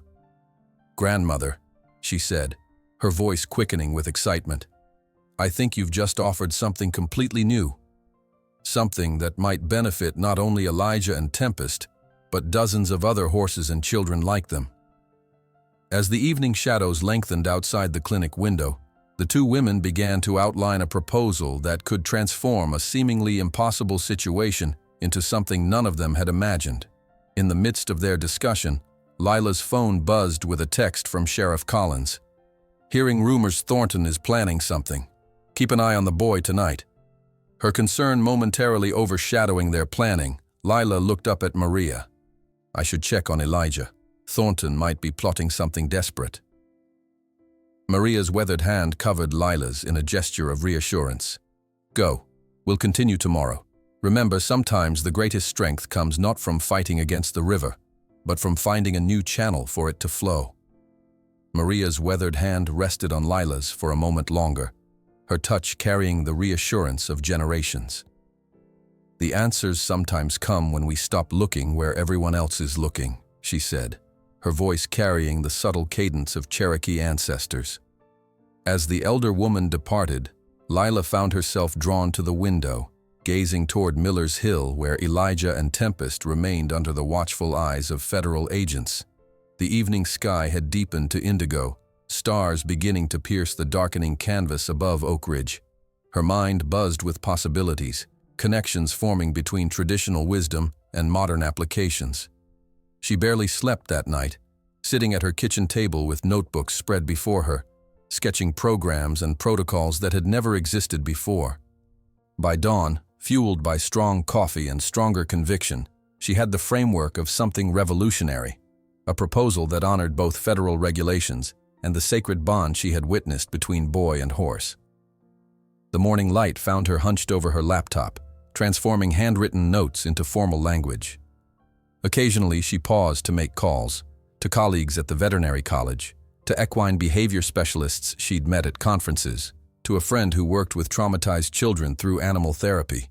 Each conversation added layers to her vision, strengthening the foundation of what had begun as Maria Whitefeather's simple suggestion.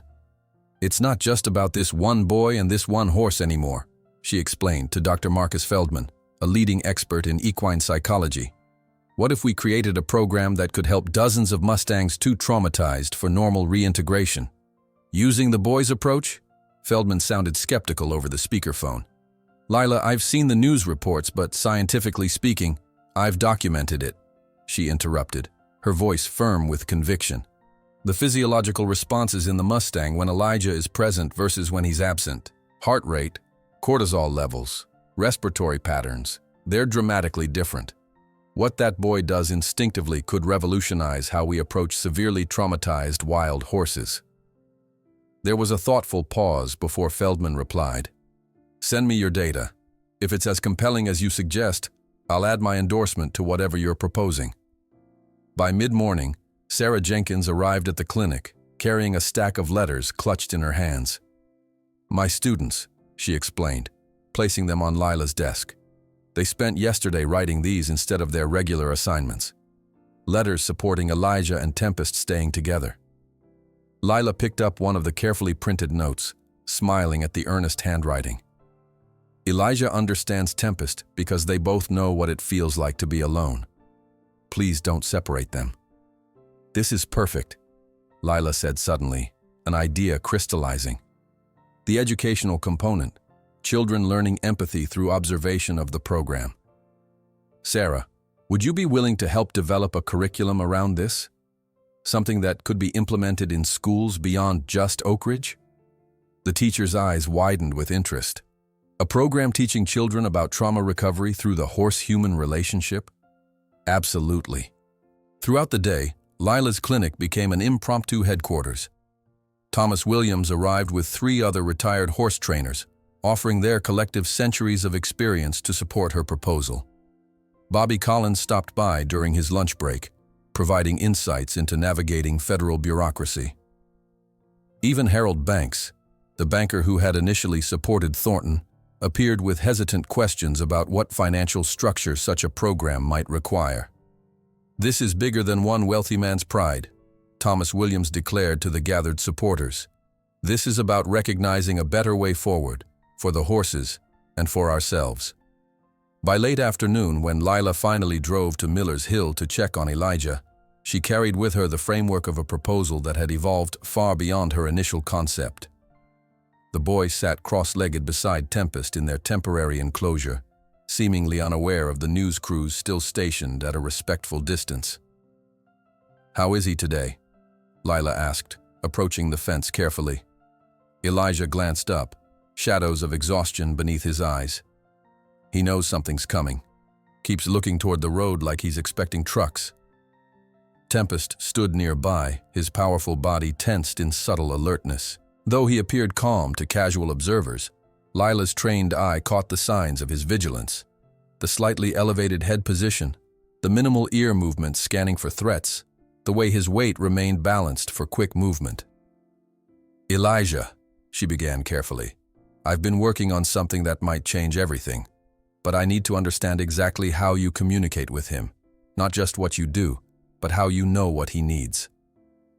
The boy was quiet for a long moment, his hand resting lightly on Tempest's foreleg. "It's not really talking," he finally said. "It's more like feeling what he feels. When he's scared, my chest gets tight. When he's curious, I get this sensation like everything looks new." "Emotional resonance," Lila murmured, recognizing the phenomenon described in recent research. "You're experiencing empathic mirroring." Elijah shrugged. "I just know that he tells me things without words, and he understands when I do the same." For the next hour, Lila observed closely as Elijah demonstrated aspects of his approach. The boy never directed Tempest or attempted to control his movements. Instead, he created opportunities for the horse to make choices, placing his hand in different positions and allowing Tempest to decide whether to approach, using his breathing to signal calm during potentially startling moments, singing softly when the Mustang's attention seemed to drift toward distant threats. See how his left ear stays on me even when he's looking away, Elijah explained. That means he's keeping part of his attention with me, because he trusts me to watch for danger from this direction. Lila took detailed notes, occasionally recording short video clips with her phone. What she witnessed wasn't mystical or magical. It was a sophisticated understanding of equine psychology that many trained professionals never achieved, expressed through the intuitive actions of a 12-year-old boy. "This is exactly what we need," she said finally, excitement coloring her voice.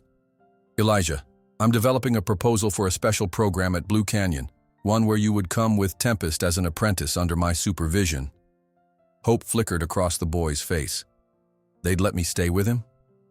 "If we can convince them that what you're doing has scientific merit and broader applications," Lila explained. "Not just for Tempest, but for dozens of other traumatized Mustangs that might otherwise be considered unmanageable." For the first time in days, genuine emotion broke through Elijah's careful composure. "You really think they'd allow it?" "We're going to fight for it," Lila promised. "We have experts ready to support the proposal, community backing, even educational components. But we need to move quickly. I've heard rumors that Thornton is planning something." As if summoned by her words, the distant sound of vehicles approaching drew their attention. A sleek black SUV led a procession that included Thornton's lawyer and what appeared to be local media. "What's happening?"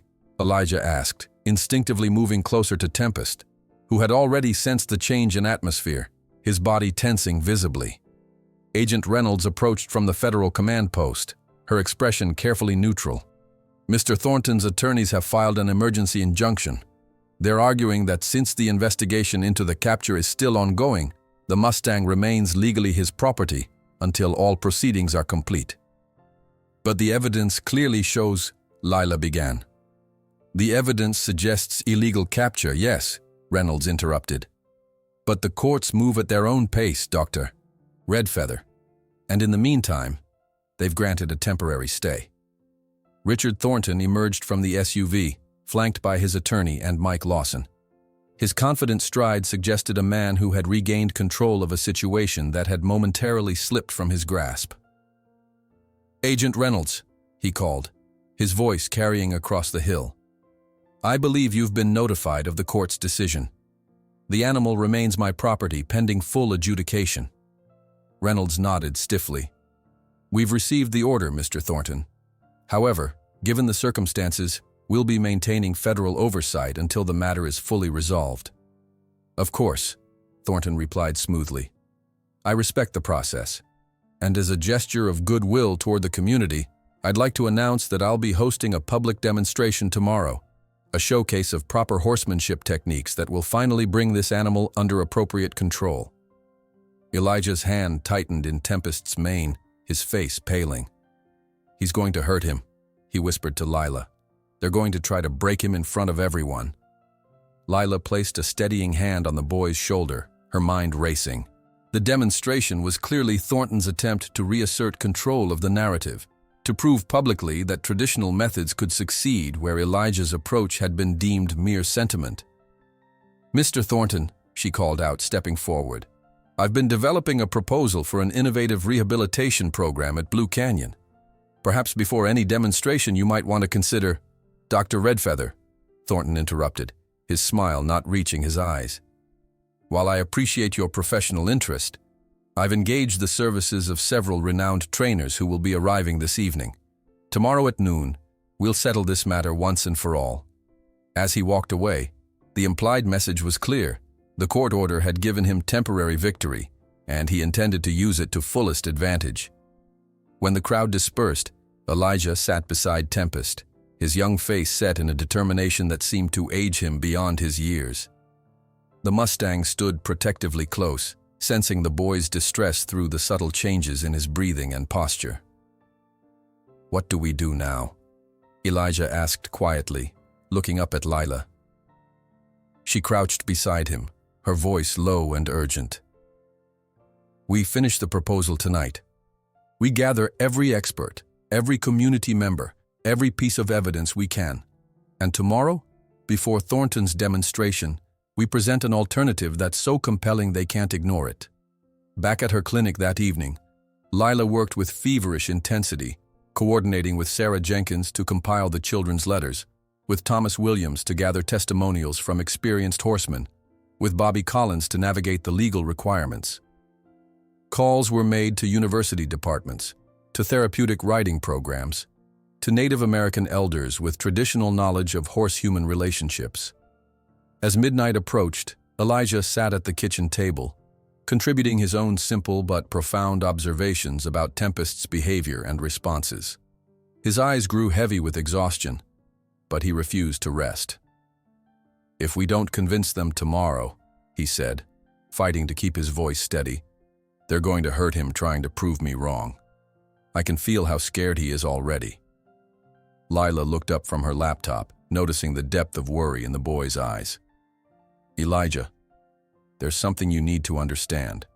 Whatever happens tomorrow, this isn't just about one horse anymore. What you've shown people, this different way of building trust instead of forcing compliance, it matters. It's changing how people think." The boy nodded solemnly, but his thoughts remained with Tempest, alone in the enclosure on Miller's Hill, sensing an approaching conflict he couldn't understand. While Elijah finally succumbed to sleep on the clinic's couch, Lila continued refining their proposal into the early hours of the morning. As dawn broke, she printed the final document, 23 pages outlining the Blue Canyon Mustang Rehabilitation Initiative, complete with scientific rationale, educational components, community involvement plans, and projected outcomes. As she gathered the materials for the day ahead, a text message from Bobby Collins appeared on her phone. "Hearing rumors Thornton flew in a famous rodeo trainer overnight. This could get ugly. Bring the boy early."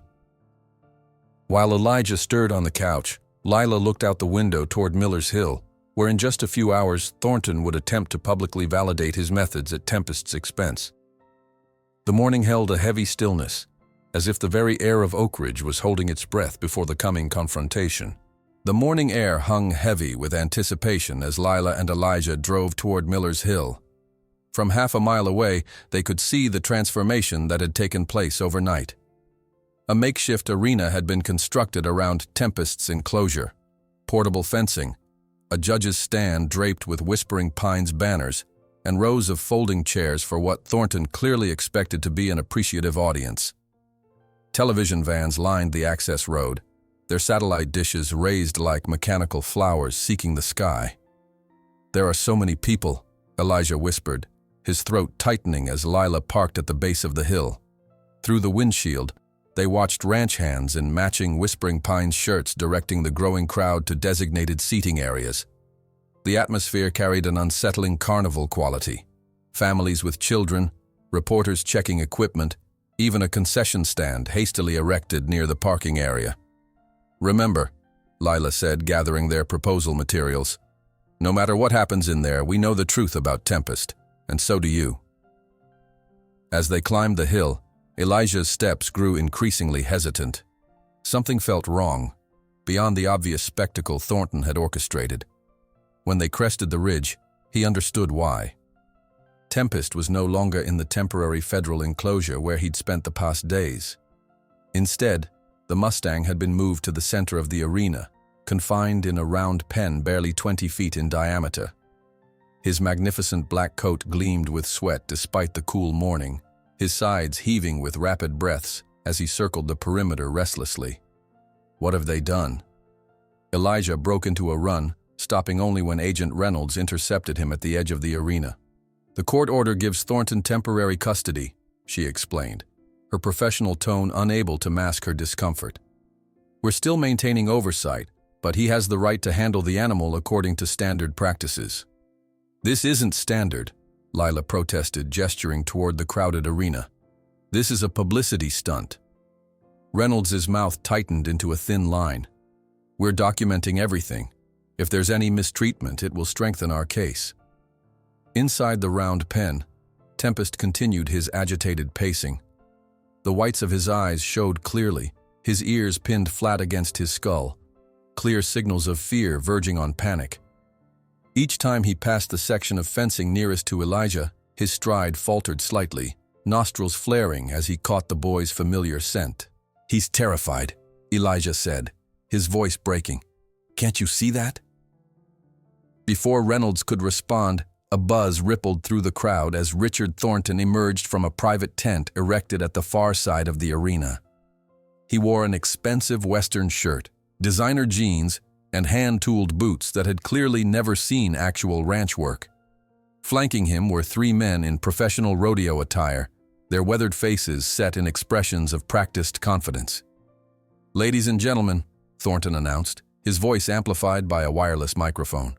"Thank you for joining us for this educational demonstration. There's been much discussion about this particular Mustang, but today we'll settle the matter through proper horsemanship techniques demonstrated by some of the finest trainers in the country." Applause scattered through the audience, though Elijah noticed many spectators shifting uncomfortably in their seats. Near the back, he spotted Sarah Jenkins with several of her students, Thomas Williams with other local horsemen, and Pastor Johnson with members of his congregation.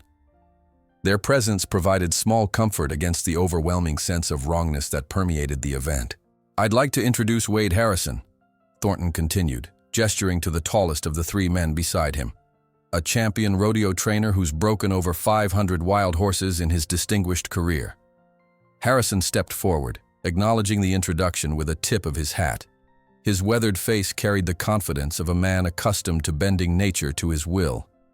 From a rack near the gate, he selected a coiled rope, a whip, and what Elijah recognized as a severe bit attached to a bridle.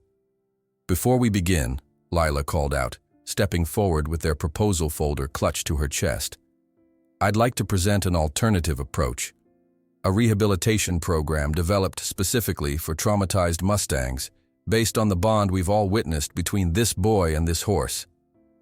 Thornton's smile tightened. "Dr. Redfeather, while I appreciate your enthusiasm, we have professionals here today to demonstrate established methods. Perhaps after they've succeeded, we can discuss your alternative ideas." "The boy should at least be allowed to say goodbye," Thomas Williams called from the crowd, his voice carrying the weight of moral authority. "Before you start manhandling that animal." A murmur of agreement rippled through the spectators. Thornton, ever sensitive to public opinion, recognized the shift in mood. With calculated magnanimity, he nodded. "Of course, the boy can have 5 minutes." Elijah didn't wait for further permission.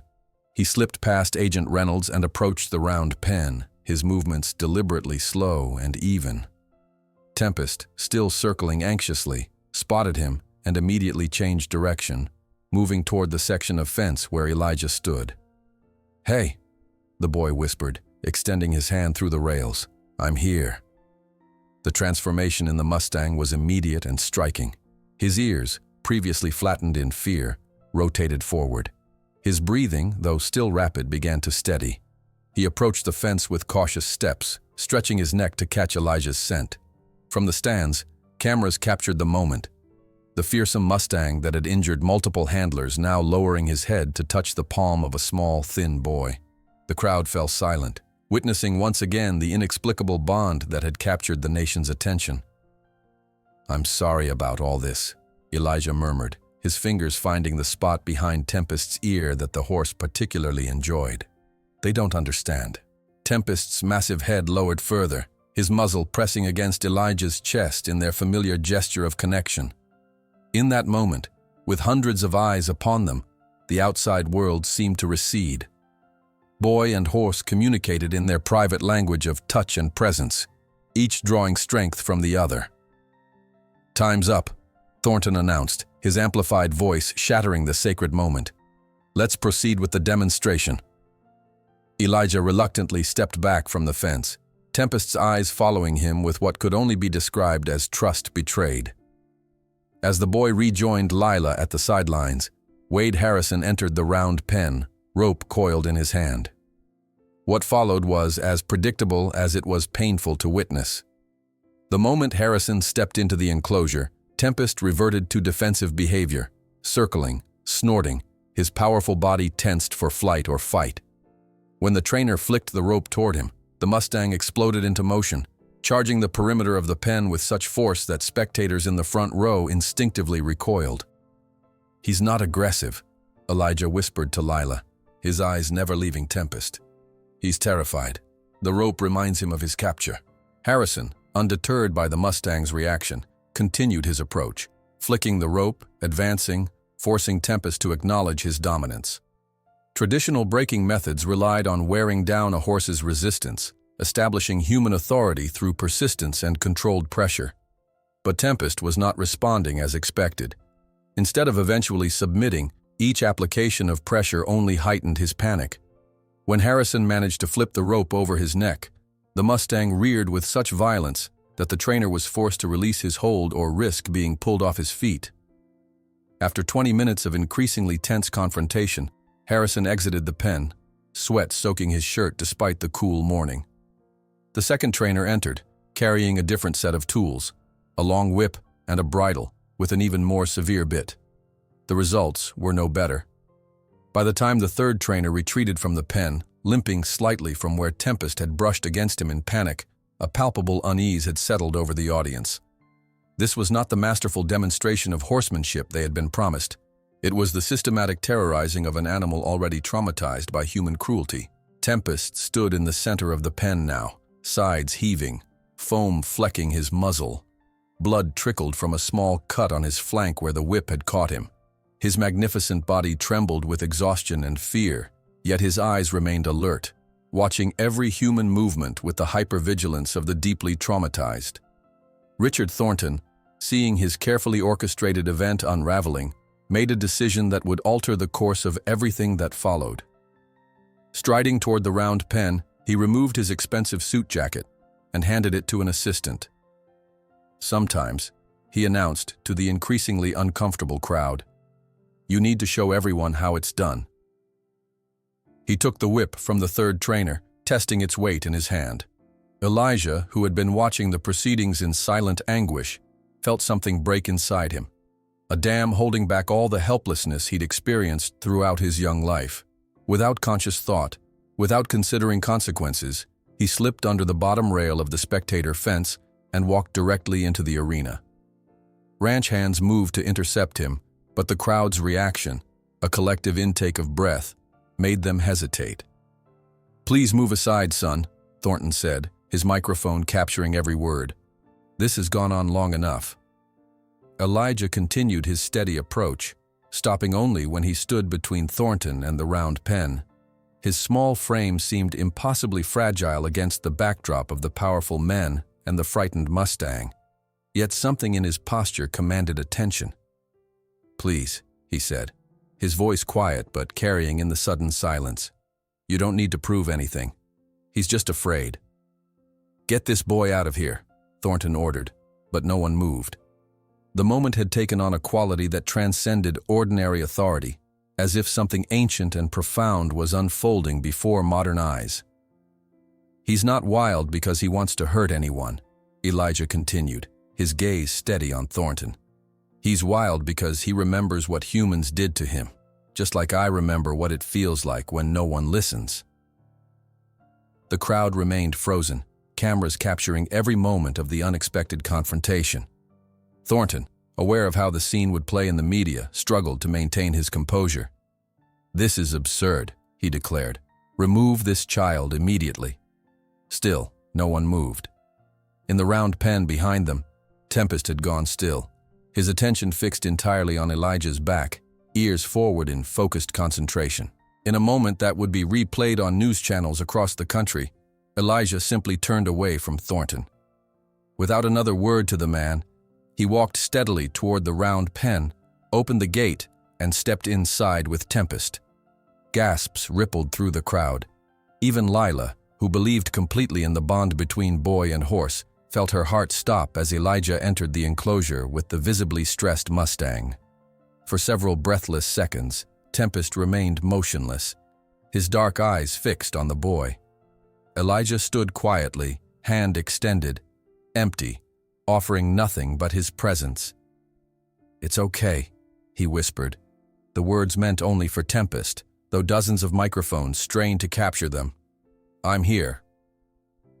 The Mustang took one step forward, then another. The audience collectively held their breath as the powerful animal, that had just fought off 3 professional trainers, approached Elijah with careful, measured steps. When Tempest finally lowered his head to the boy's level, touching his muzzle to Elijah's outstretched hand, audible sobs broke from several spectators. With a fluid grace that belied his years, Elijah placed his hand on Tempest's neck and, in a single smooth motion, swung himself onto the Mustang's back. No saddle, no bridle, no equipment of any kind, just the pure trust built between 2 wounded souls who had recognized themselves in each other. Tempest, the horse that no one could approach, stood perfectly still beneath the boy's weight, his breathing finally steady, his ears relaxed. Elijah sat tall, one hand resting lightly on the Mustang's withers, his eyes meeting Thornton's across the distance. Silence fell over the arena, broken only when Lila Redfeather stepped forward, her voice carrying the weight of undeniable truth. Some things cannot be bought or forced. Some connections are sacred. Some things cannot be bought or forced. Some connections are sacred. Lila's words hung in the air, reverberating through the arena as cameras captured the extraordinary tableau. A small boy sitting tall on the back of a Mustang that 3 professional trainers couldn't approach. Tempest stood perfectly still, his breathing steady beneath Elijah, a living statue of black muscle and quiet dignity. Richard Thornton's face flushed crimson as he realized the momentum had shifted irrevocably. The crowd's silence transformed into murmurs, then scattered applause that swelled until it filled the morning air. Reporters rushed forward, cameras flashing, capturing the moment when David had once again defeated Goliath, not with a slingshot, but with trust. "This is unprecedented," a national news correspondent whispered into her microphone, trying to maintain professional composure despite the emotion evident in her voice. "What we're witnessing here defies conventional wisdom about wild Mustang rehabilitation." Behind her, satellite trucks transmitted the scene across America, the boy and Mustang at the center of the arena, surrounded by failed trainers, expensive equipment, and a visibly furious millionaire. The contrast couldn't have been more stark or more damaging to Thornton's carefully constructed narrative. In Washington, D.C., editors at the Post made a snap decision, clearing the front page for tomorrow's edition. In New York, morning show producers frantically rescheduled segments to lead with the story. Across social media platforms, the hashtag Tempest and Elijah began trending nationally within minutes. "This has to stop," Thornton hissed to his attorney, who was already calculating the public relations disaster unfolding before them. "Get that boy off my horse now." But the attorney placed a restraining hand on his client's arm. "Not in front of the cameras," he cautioned. "We need to think strategically." Agent Reynolds approached the round pen, her official demeanor softened by what she had just witnessed. "Young man," she addressed Elijah, her voice carrying to the microphones, "what you've demonstrated here is remarkable. Would you be willing to explain your approach to the Bureau's equine specialists?" Elijah nodded, his hand never leaving Tempest's neck. "He just needs someone to listen," he said simply. "Someone who doesn't want to change him." The statement, delivered with a child's directness, resonated through the crowd. Parents exchanged glances, teachers nodded in recognition, and horse trainers, even those who had initially supported Thornton's methods, found themselves reconsidering long-held beliefs. Sarah Jenkins made her way through the crowd, a stack of letters clutched to her chest. "Agent Reynolds," she called, "my students have something they'd like to contribute to the official record." As the teacher approached with her 6th grade class, each child solemnly presenting their handwritten plea for Elijah and Tempest to remain together, the narrative shifted further from Thornton's control. Local residents began sharing their own observations, Thomas Williams describing how he'd witnessed the Mustang seek out the boy during the thunderstorm, Mabel from the diner recounting how Elijah had saved his lunch for days to bring apples to Tempest. "We need to organize these testimonials," Reynolds said, signaling to one of her colleagues. "They may be relevant to our final determination about the Mustang's disposition." In the midst of this growing community testimony, a network morning show host managed to secure an impromptu interview with Dr. Marcus Feldman, the equine psychology expert who had endorsed Lila's proposal. "What we're seeing isn't mystical or magical," Feldman explained as cameras rolled. "It's a profound demonstration of trauma-informed care. This boy instinctively understands something many professional trainers never grasp, that trust must be earned, not forced, especially with animals who've experienced severe trauma." Talk shows across the country picked up the feed, splitting screens between the live scene in Oak Ridge and panels of experts discussing the implications. Child psychologists noted the parallel trauma histories between boy and horse. Wildlife conservationists highlighted the ethics of Mustang management, and animal behaviorists explained the significance of Tempest's body language around Elijah. "Notice how the Mustang's ears remain relaxed," one expert pointed out, "and how his breathing has synchronized with the boy's. These are physiological indicators of trust that can't be faked or forced." As the morning progressed, Richard Thornton's team scrambled to regain control of the situation. His attorney called an impromptu press conference at the edge of the arena, attempting to frame the day's events as part of Thornton's plan all along. "Mr. Thornton has always been interested in innovative approaches to equine management," the attorney claimed, sweat beading on his forehead despite the cool air. "Today's demonstration was designed to showcase different methodologies, including the boy's unconventional techniques." The assembled reporters responded with skeptical expressions, several openly challenging the statement with follow-up questions.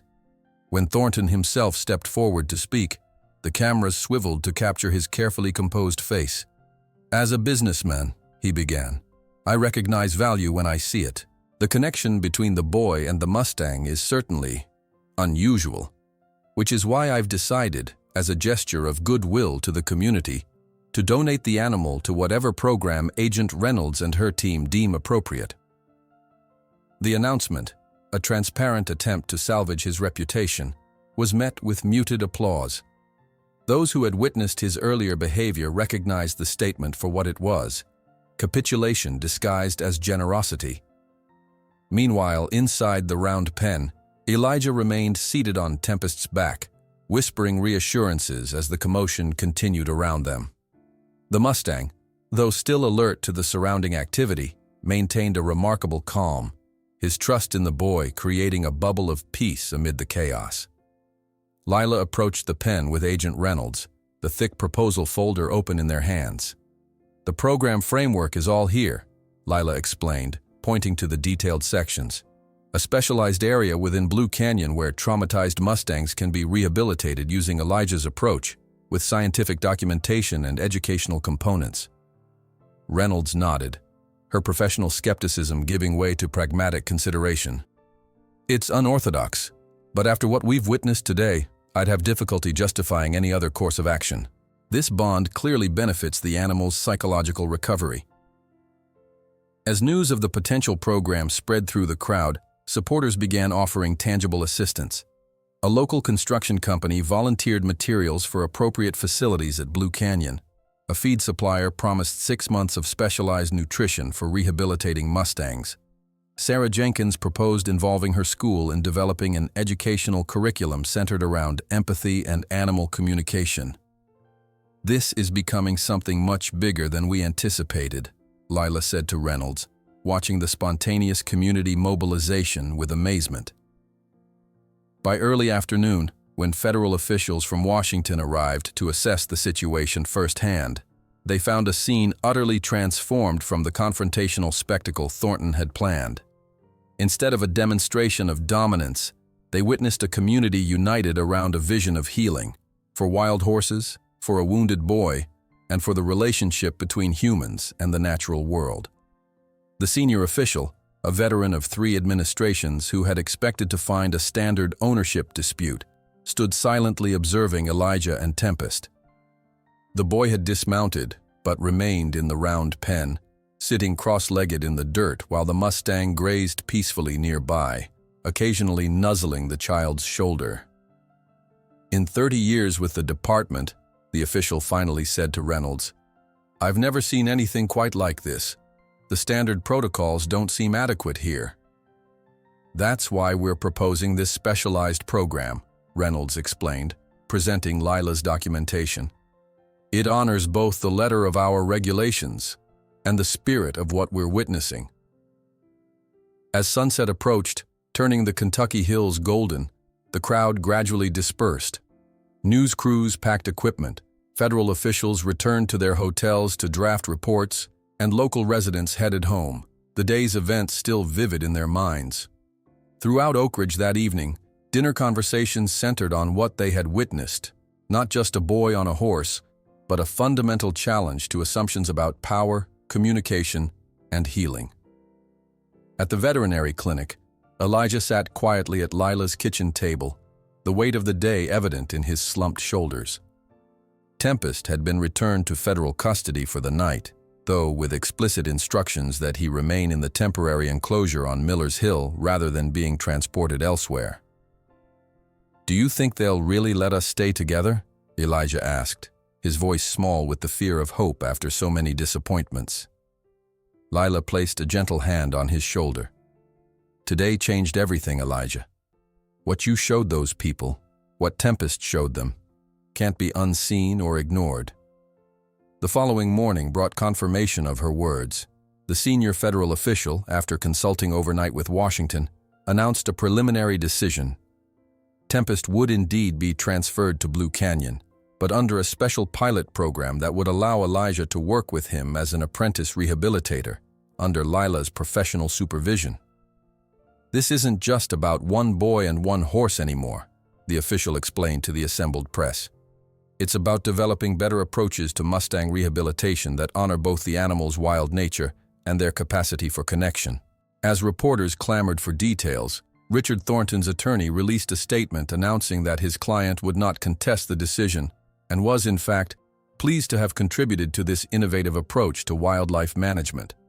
The carefully worded press release mentioned Thornton's generous donation of Tempest to the program, reframing the forced capitulation as philanthropic vision.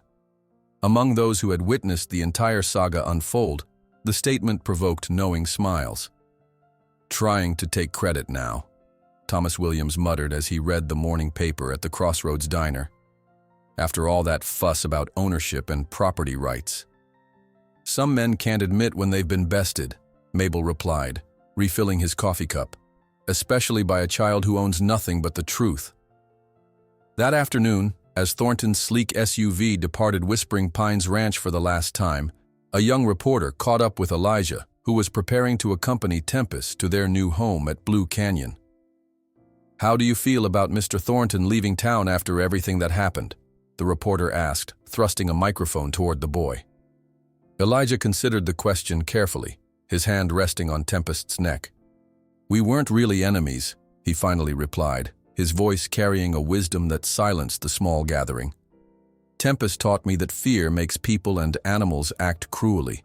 Mr. Thornton was just as afraid of losing as Tempest was when he first arrived here." The insight, coming from a 12-year-old who had every reason to harbor resentment, left the assembled adults momentarily speechless, including Thornton himself, who had paused within earshot on his way to his vehicle. For a brief moment, the millionaire's carefully composed expression slipped, revealing something like recognition before he turned away and climbed into his waiting car. The sun painted Blue Canyon in amber hues as it rose over the eastern ridge, illuminating a landscape transformed not just by the changing seasons, but by purpose. What had once been a remote section of federal land, visited only by wildlife biologists and park rangers, now hummed with careful activity. The newly constructed rehabilitation center blended seamlessly into the natural surroundings, low wooden buildings with living roofs, paddocks designed to mimic natural grazing patterns, and observation areas positioned to minimize human intrusion while maximizing learning opportunities. 1 year had passed since the confrontation at Miller's Hill. 1 year since a boy on the back of an untamable Mustang had changed the conversation about wild horse management across America. Elijah Carter, now 13 and several inches taller, walked confidently between buildings, clipboard in hand. His formerly too thin frame had filled out with regular meals and physical work. The haunted look that had once shadowed his eyes had been replaced by a quiet self-assurance. Though still reserved by nature, he no longer shrank from human interaction. Dr. Preston's group arrives at 11, he informed Lila as he entered the main office. I've prepared the observation area and made sure Midnight and Shadow are comfortable with the temporary blinds. Lila looked up from her computer, a smile warming her face. The past year had changed her too. Her academic papers on trauma-informed Mustang rehabilitation had garnered national attention, bringing both validation and responsibility. Thank you, Elijah. And how's Tempest this morning? Ready for his demonstration? Elijah's expression softened at the mention of the black Mustang. He knows something special is happening. He was grooming the new arrivals when I left him. This simple observation contained a wealth of information that would have amazed the experts who had initially dismissed Tempest as dangerous and unmanageable. The Mustang who had once attacked anyone who approached now voluntarily groomed newly rescued horses, a behavior that demonstrated not just recovery from his own trauma, but the emergence of leadership qualities within the small herd. The data is remarkable, Lila said, turning her monitor so Elijah could see the charts displayed there. 87% rehabilitation rate in horses previously deemed irredeemable. The Bureau is finally starting to take notice. The numbers validated what they witnessed daily. Mustangs arriving terrified and aggressive, gradually transforming into balanced, confident animals, capable of forming appropriate relationships with both humans and other horses. Not domesticated in the traditional sense, but healed enough to make choices beyond fear reactions. Outside, the distinctive rumble of Thomas Williams' old pickup announced the arrival of their first visitor of the day. The elderly horseman, now a regular volunteer at the center, climbed stiffly from the cab, his weathered face breaking into a smile when he spotted Elijah through the window. "Morning, young man," he called as Elijah emerged from the office. "Brought those special halters you designed. Local saddlery made them just like your drawings." Elijah accepted the bundle of leather with careful hands. The halters, designed with breakaway features and cushioned nosebands, represented his latest innovation, equipment that prioritized the horse's psychological comfort while providing necessary safety features. "Thank you, Mr. Williams. Would you like to see how Storm is doing with the Liberty work?" Thomas nodded enthusiastically, falling into step beside the boy. Their odd friendship had flourished over the months, the octogenarian horseman and the teenage Mustang whisperer exchanging knowledge that bridged generations of equine practice. As they walked toward the largest paddock, Thomas observed Elijah with quiet pride. "You know, in 60 years with horses, I never imagined I'd be learning new methods from someone your age. But here I am, unlearning half of what I thought was gospel truth." Elijah's response revealed his growth as well. Where once he might have mumbled in embarrassment or remained silent, he now engaged thoughtfully. "Your experience matters, though. I couldn't interpret what I'm seeing without understanding the context you've provided." At the paddock, they paused to observe a dappled gray Mustang moving in fluid patterns without restraint of any kind. Storm, a mare rescued 3 months earlier from a failed adoption where she'd been subjected to harsh training methods, now responded to Elijah's subtle body language, changing direction and speed based on nearly imperceptible cues. "She's reading your intention, not your action," Thomas marveled. "That's the foundation of everything, isn't it? They sense what we mean, not just what we do." "Tempest taught me that," Elijah acknowledged, his eyes following the mare's graceful movements. "He showed me that forcing compliance just creates resistance, but offering choice builds trust." The morning unfolded in a rhythm that had become familiar over the past year. Sarah Jenkins arrived with a small group of students, part of the educational program that had become an integral component of the center's work. The children, aged 10 to 14, included several who had experienced their own traumas, foster care, family disruption, learning differences that left them feeling isolated. "Remember what we discussed," Sarah reminded them as they gathered at the observation area. "Notice how Elijah communicates with the horses without demanding their attention. What can that teach us about communication with each other?" The children watched attentively as Elijah demonstrated with a recently arrived Mustang, a skittish 3-year-old with fresh rope burns along his flanks. Rather than approaching directly, Elijah simply sat in the center of the round pen, occasionally playing soft notes on his harmonica, his body language open and non-threatening. The Mustang, though initially keeping maximum distance, gradually began circling closer, curiosity overcoming fear. "He's not trying to make the horse do anything," observed a quiet girl named Maya, who rarely spoke in regular classroom settings. "He's just being there so the horse can decide." Sarah nodded encouragingly. "And how might that apply to people who are feeling scared or overwhelmed?" "Give them space," Maya continued, her voice growing slightly stronger. "Don't force them to talk or do things until they're ready." These insights represented the unexpected educational dimension of the program. Children learning principles of consent, respect, and emotional regulation through observation of the horse-human dynamic. Several school districts had already adopted curriculum components developed at Blue Canyon, with preliminary data showing improvements in classroom behavior and empathy measures.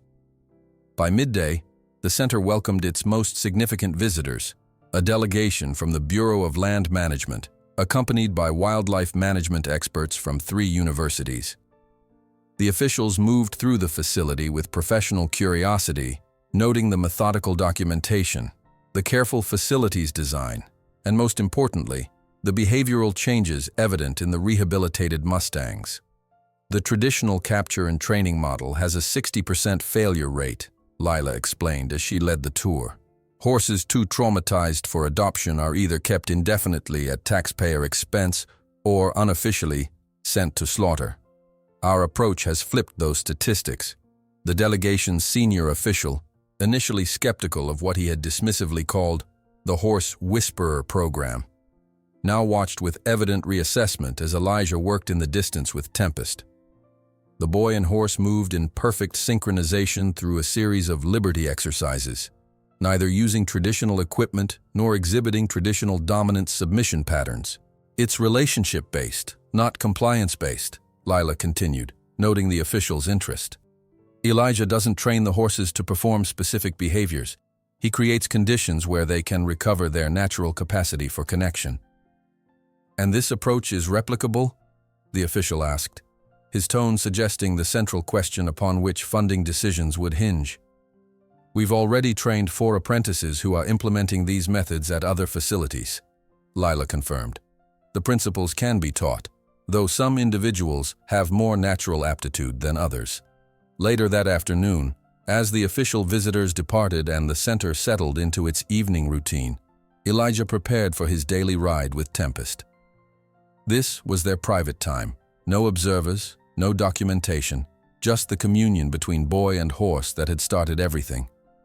Tempest waited at the gate, his ears pricked forward in recognition as Elijah approached. The Mustang's physical transformation was as remarkable as his behavioral one. His once dull coat now gleamed with health, his previously tense muscles moved with fluid confidence, and the fearful whites of his eyes had been replaced by calm, intelligent awareness. "Ready for our sunset ride?" Elijah asked softly, offering an apple from his pocket. Tempest took the fruit delicately, a far cry from the desperate snatching of their first encounter. As the Mustang chewed, Elijah simply leaned against his shoulder, feeling the steady rhythm of the horse's breathing. No halter, no lead rope connected them, just the invisible bond forged through hundreds of hours of patient presence. With a subtle movement that spoke of absolute trust, Elijah swung onto Tempest's bare back. The Mustang, responding to the lightest pressure of knees and weight shifts, moved out through the open gate and toward the hillside trails. Together, they climbed through golden grasses toward the ridge overlooking the reserve, where other rehabilitated Mustangs now grazed in small bachelor bands or family groups. At the crest, Elijah allowed Tempest to stop and graze, while he observed the landscape spread before them. In the valley below, several recently released Mustangs explored their new territory, their movements showing the cautious freedom of animals rediscovering their nature after confinement. The sight filled Elijah with quiet satisfaction. Each released horse represented not just an individual rehabilitation success, but a demonstration that trauma, whether in horses or humans, wasn't a permanent sentence. Recovery was possible, given the right conditions and connections. As they made their way back toward the center at dusk, they encountered a small group of Cherokee elders who had come to observe the program. The visitors watched respectfully as boy and horse approached, noting the Mustang's relaxed demeanor and the boy's centered presence. "Your ancestors knew this way," the eldest woman said to Elijah when they drew near. "Before the European methods of breaking horses, our people understood the language of respect between beings." Elijah nodded, recognizing the truth in her words. His connection with Tempest didn't feel like something he had invented, but rather something he had remembered, a knowledge that lived in his bones, perhaps passed down through his Cherokee grandmother. The sunset painted the sky in brilliant oranges and purples as they finally returned to the center. Lila waited on the porch of the small house they now shared as mother and son, her adoption of Elijah having become official 6 months earlier. The simple ceremony at the county courthouse had formalized what everyone already knew. They had found in each other the family they both needed. "How was your ride?" she asked as Elijah slid from Tempest's back. The boy looked toward the horizon where the sun's last rays gilded the landscape in warmth. Tempest nudged his shoulder gently, as if also awaiting his answer. The Mustang's soft snort held contentment, the sound of an animal at peace with himself and his place in the world. Elijah's hand rested on the horse's neck, feeling the steady pulse beneath his fingers. In that touch was everything. The memory of their first fearful encounter, the night they had weathered the storm together, the moment they had shown the world another way of being. His reply, when it came, held the simple truth that had guided their journey. "We're home," he said.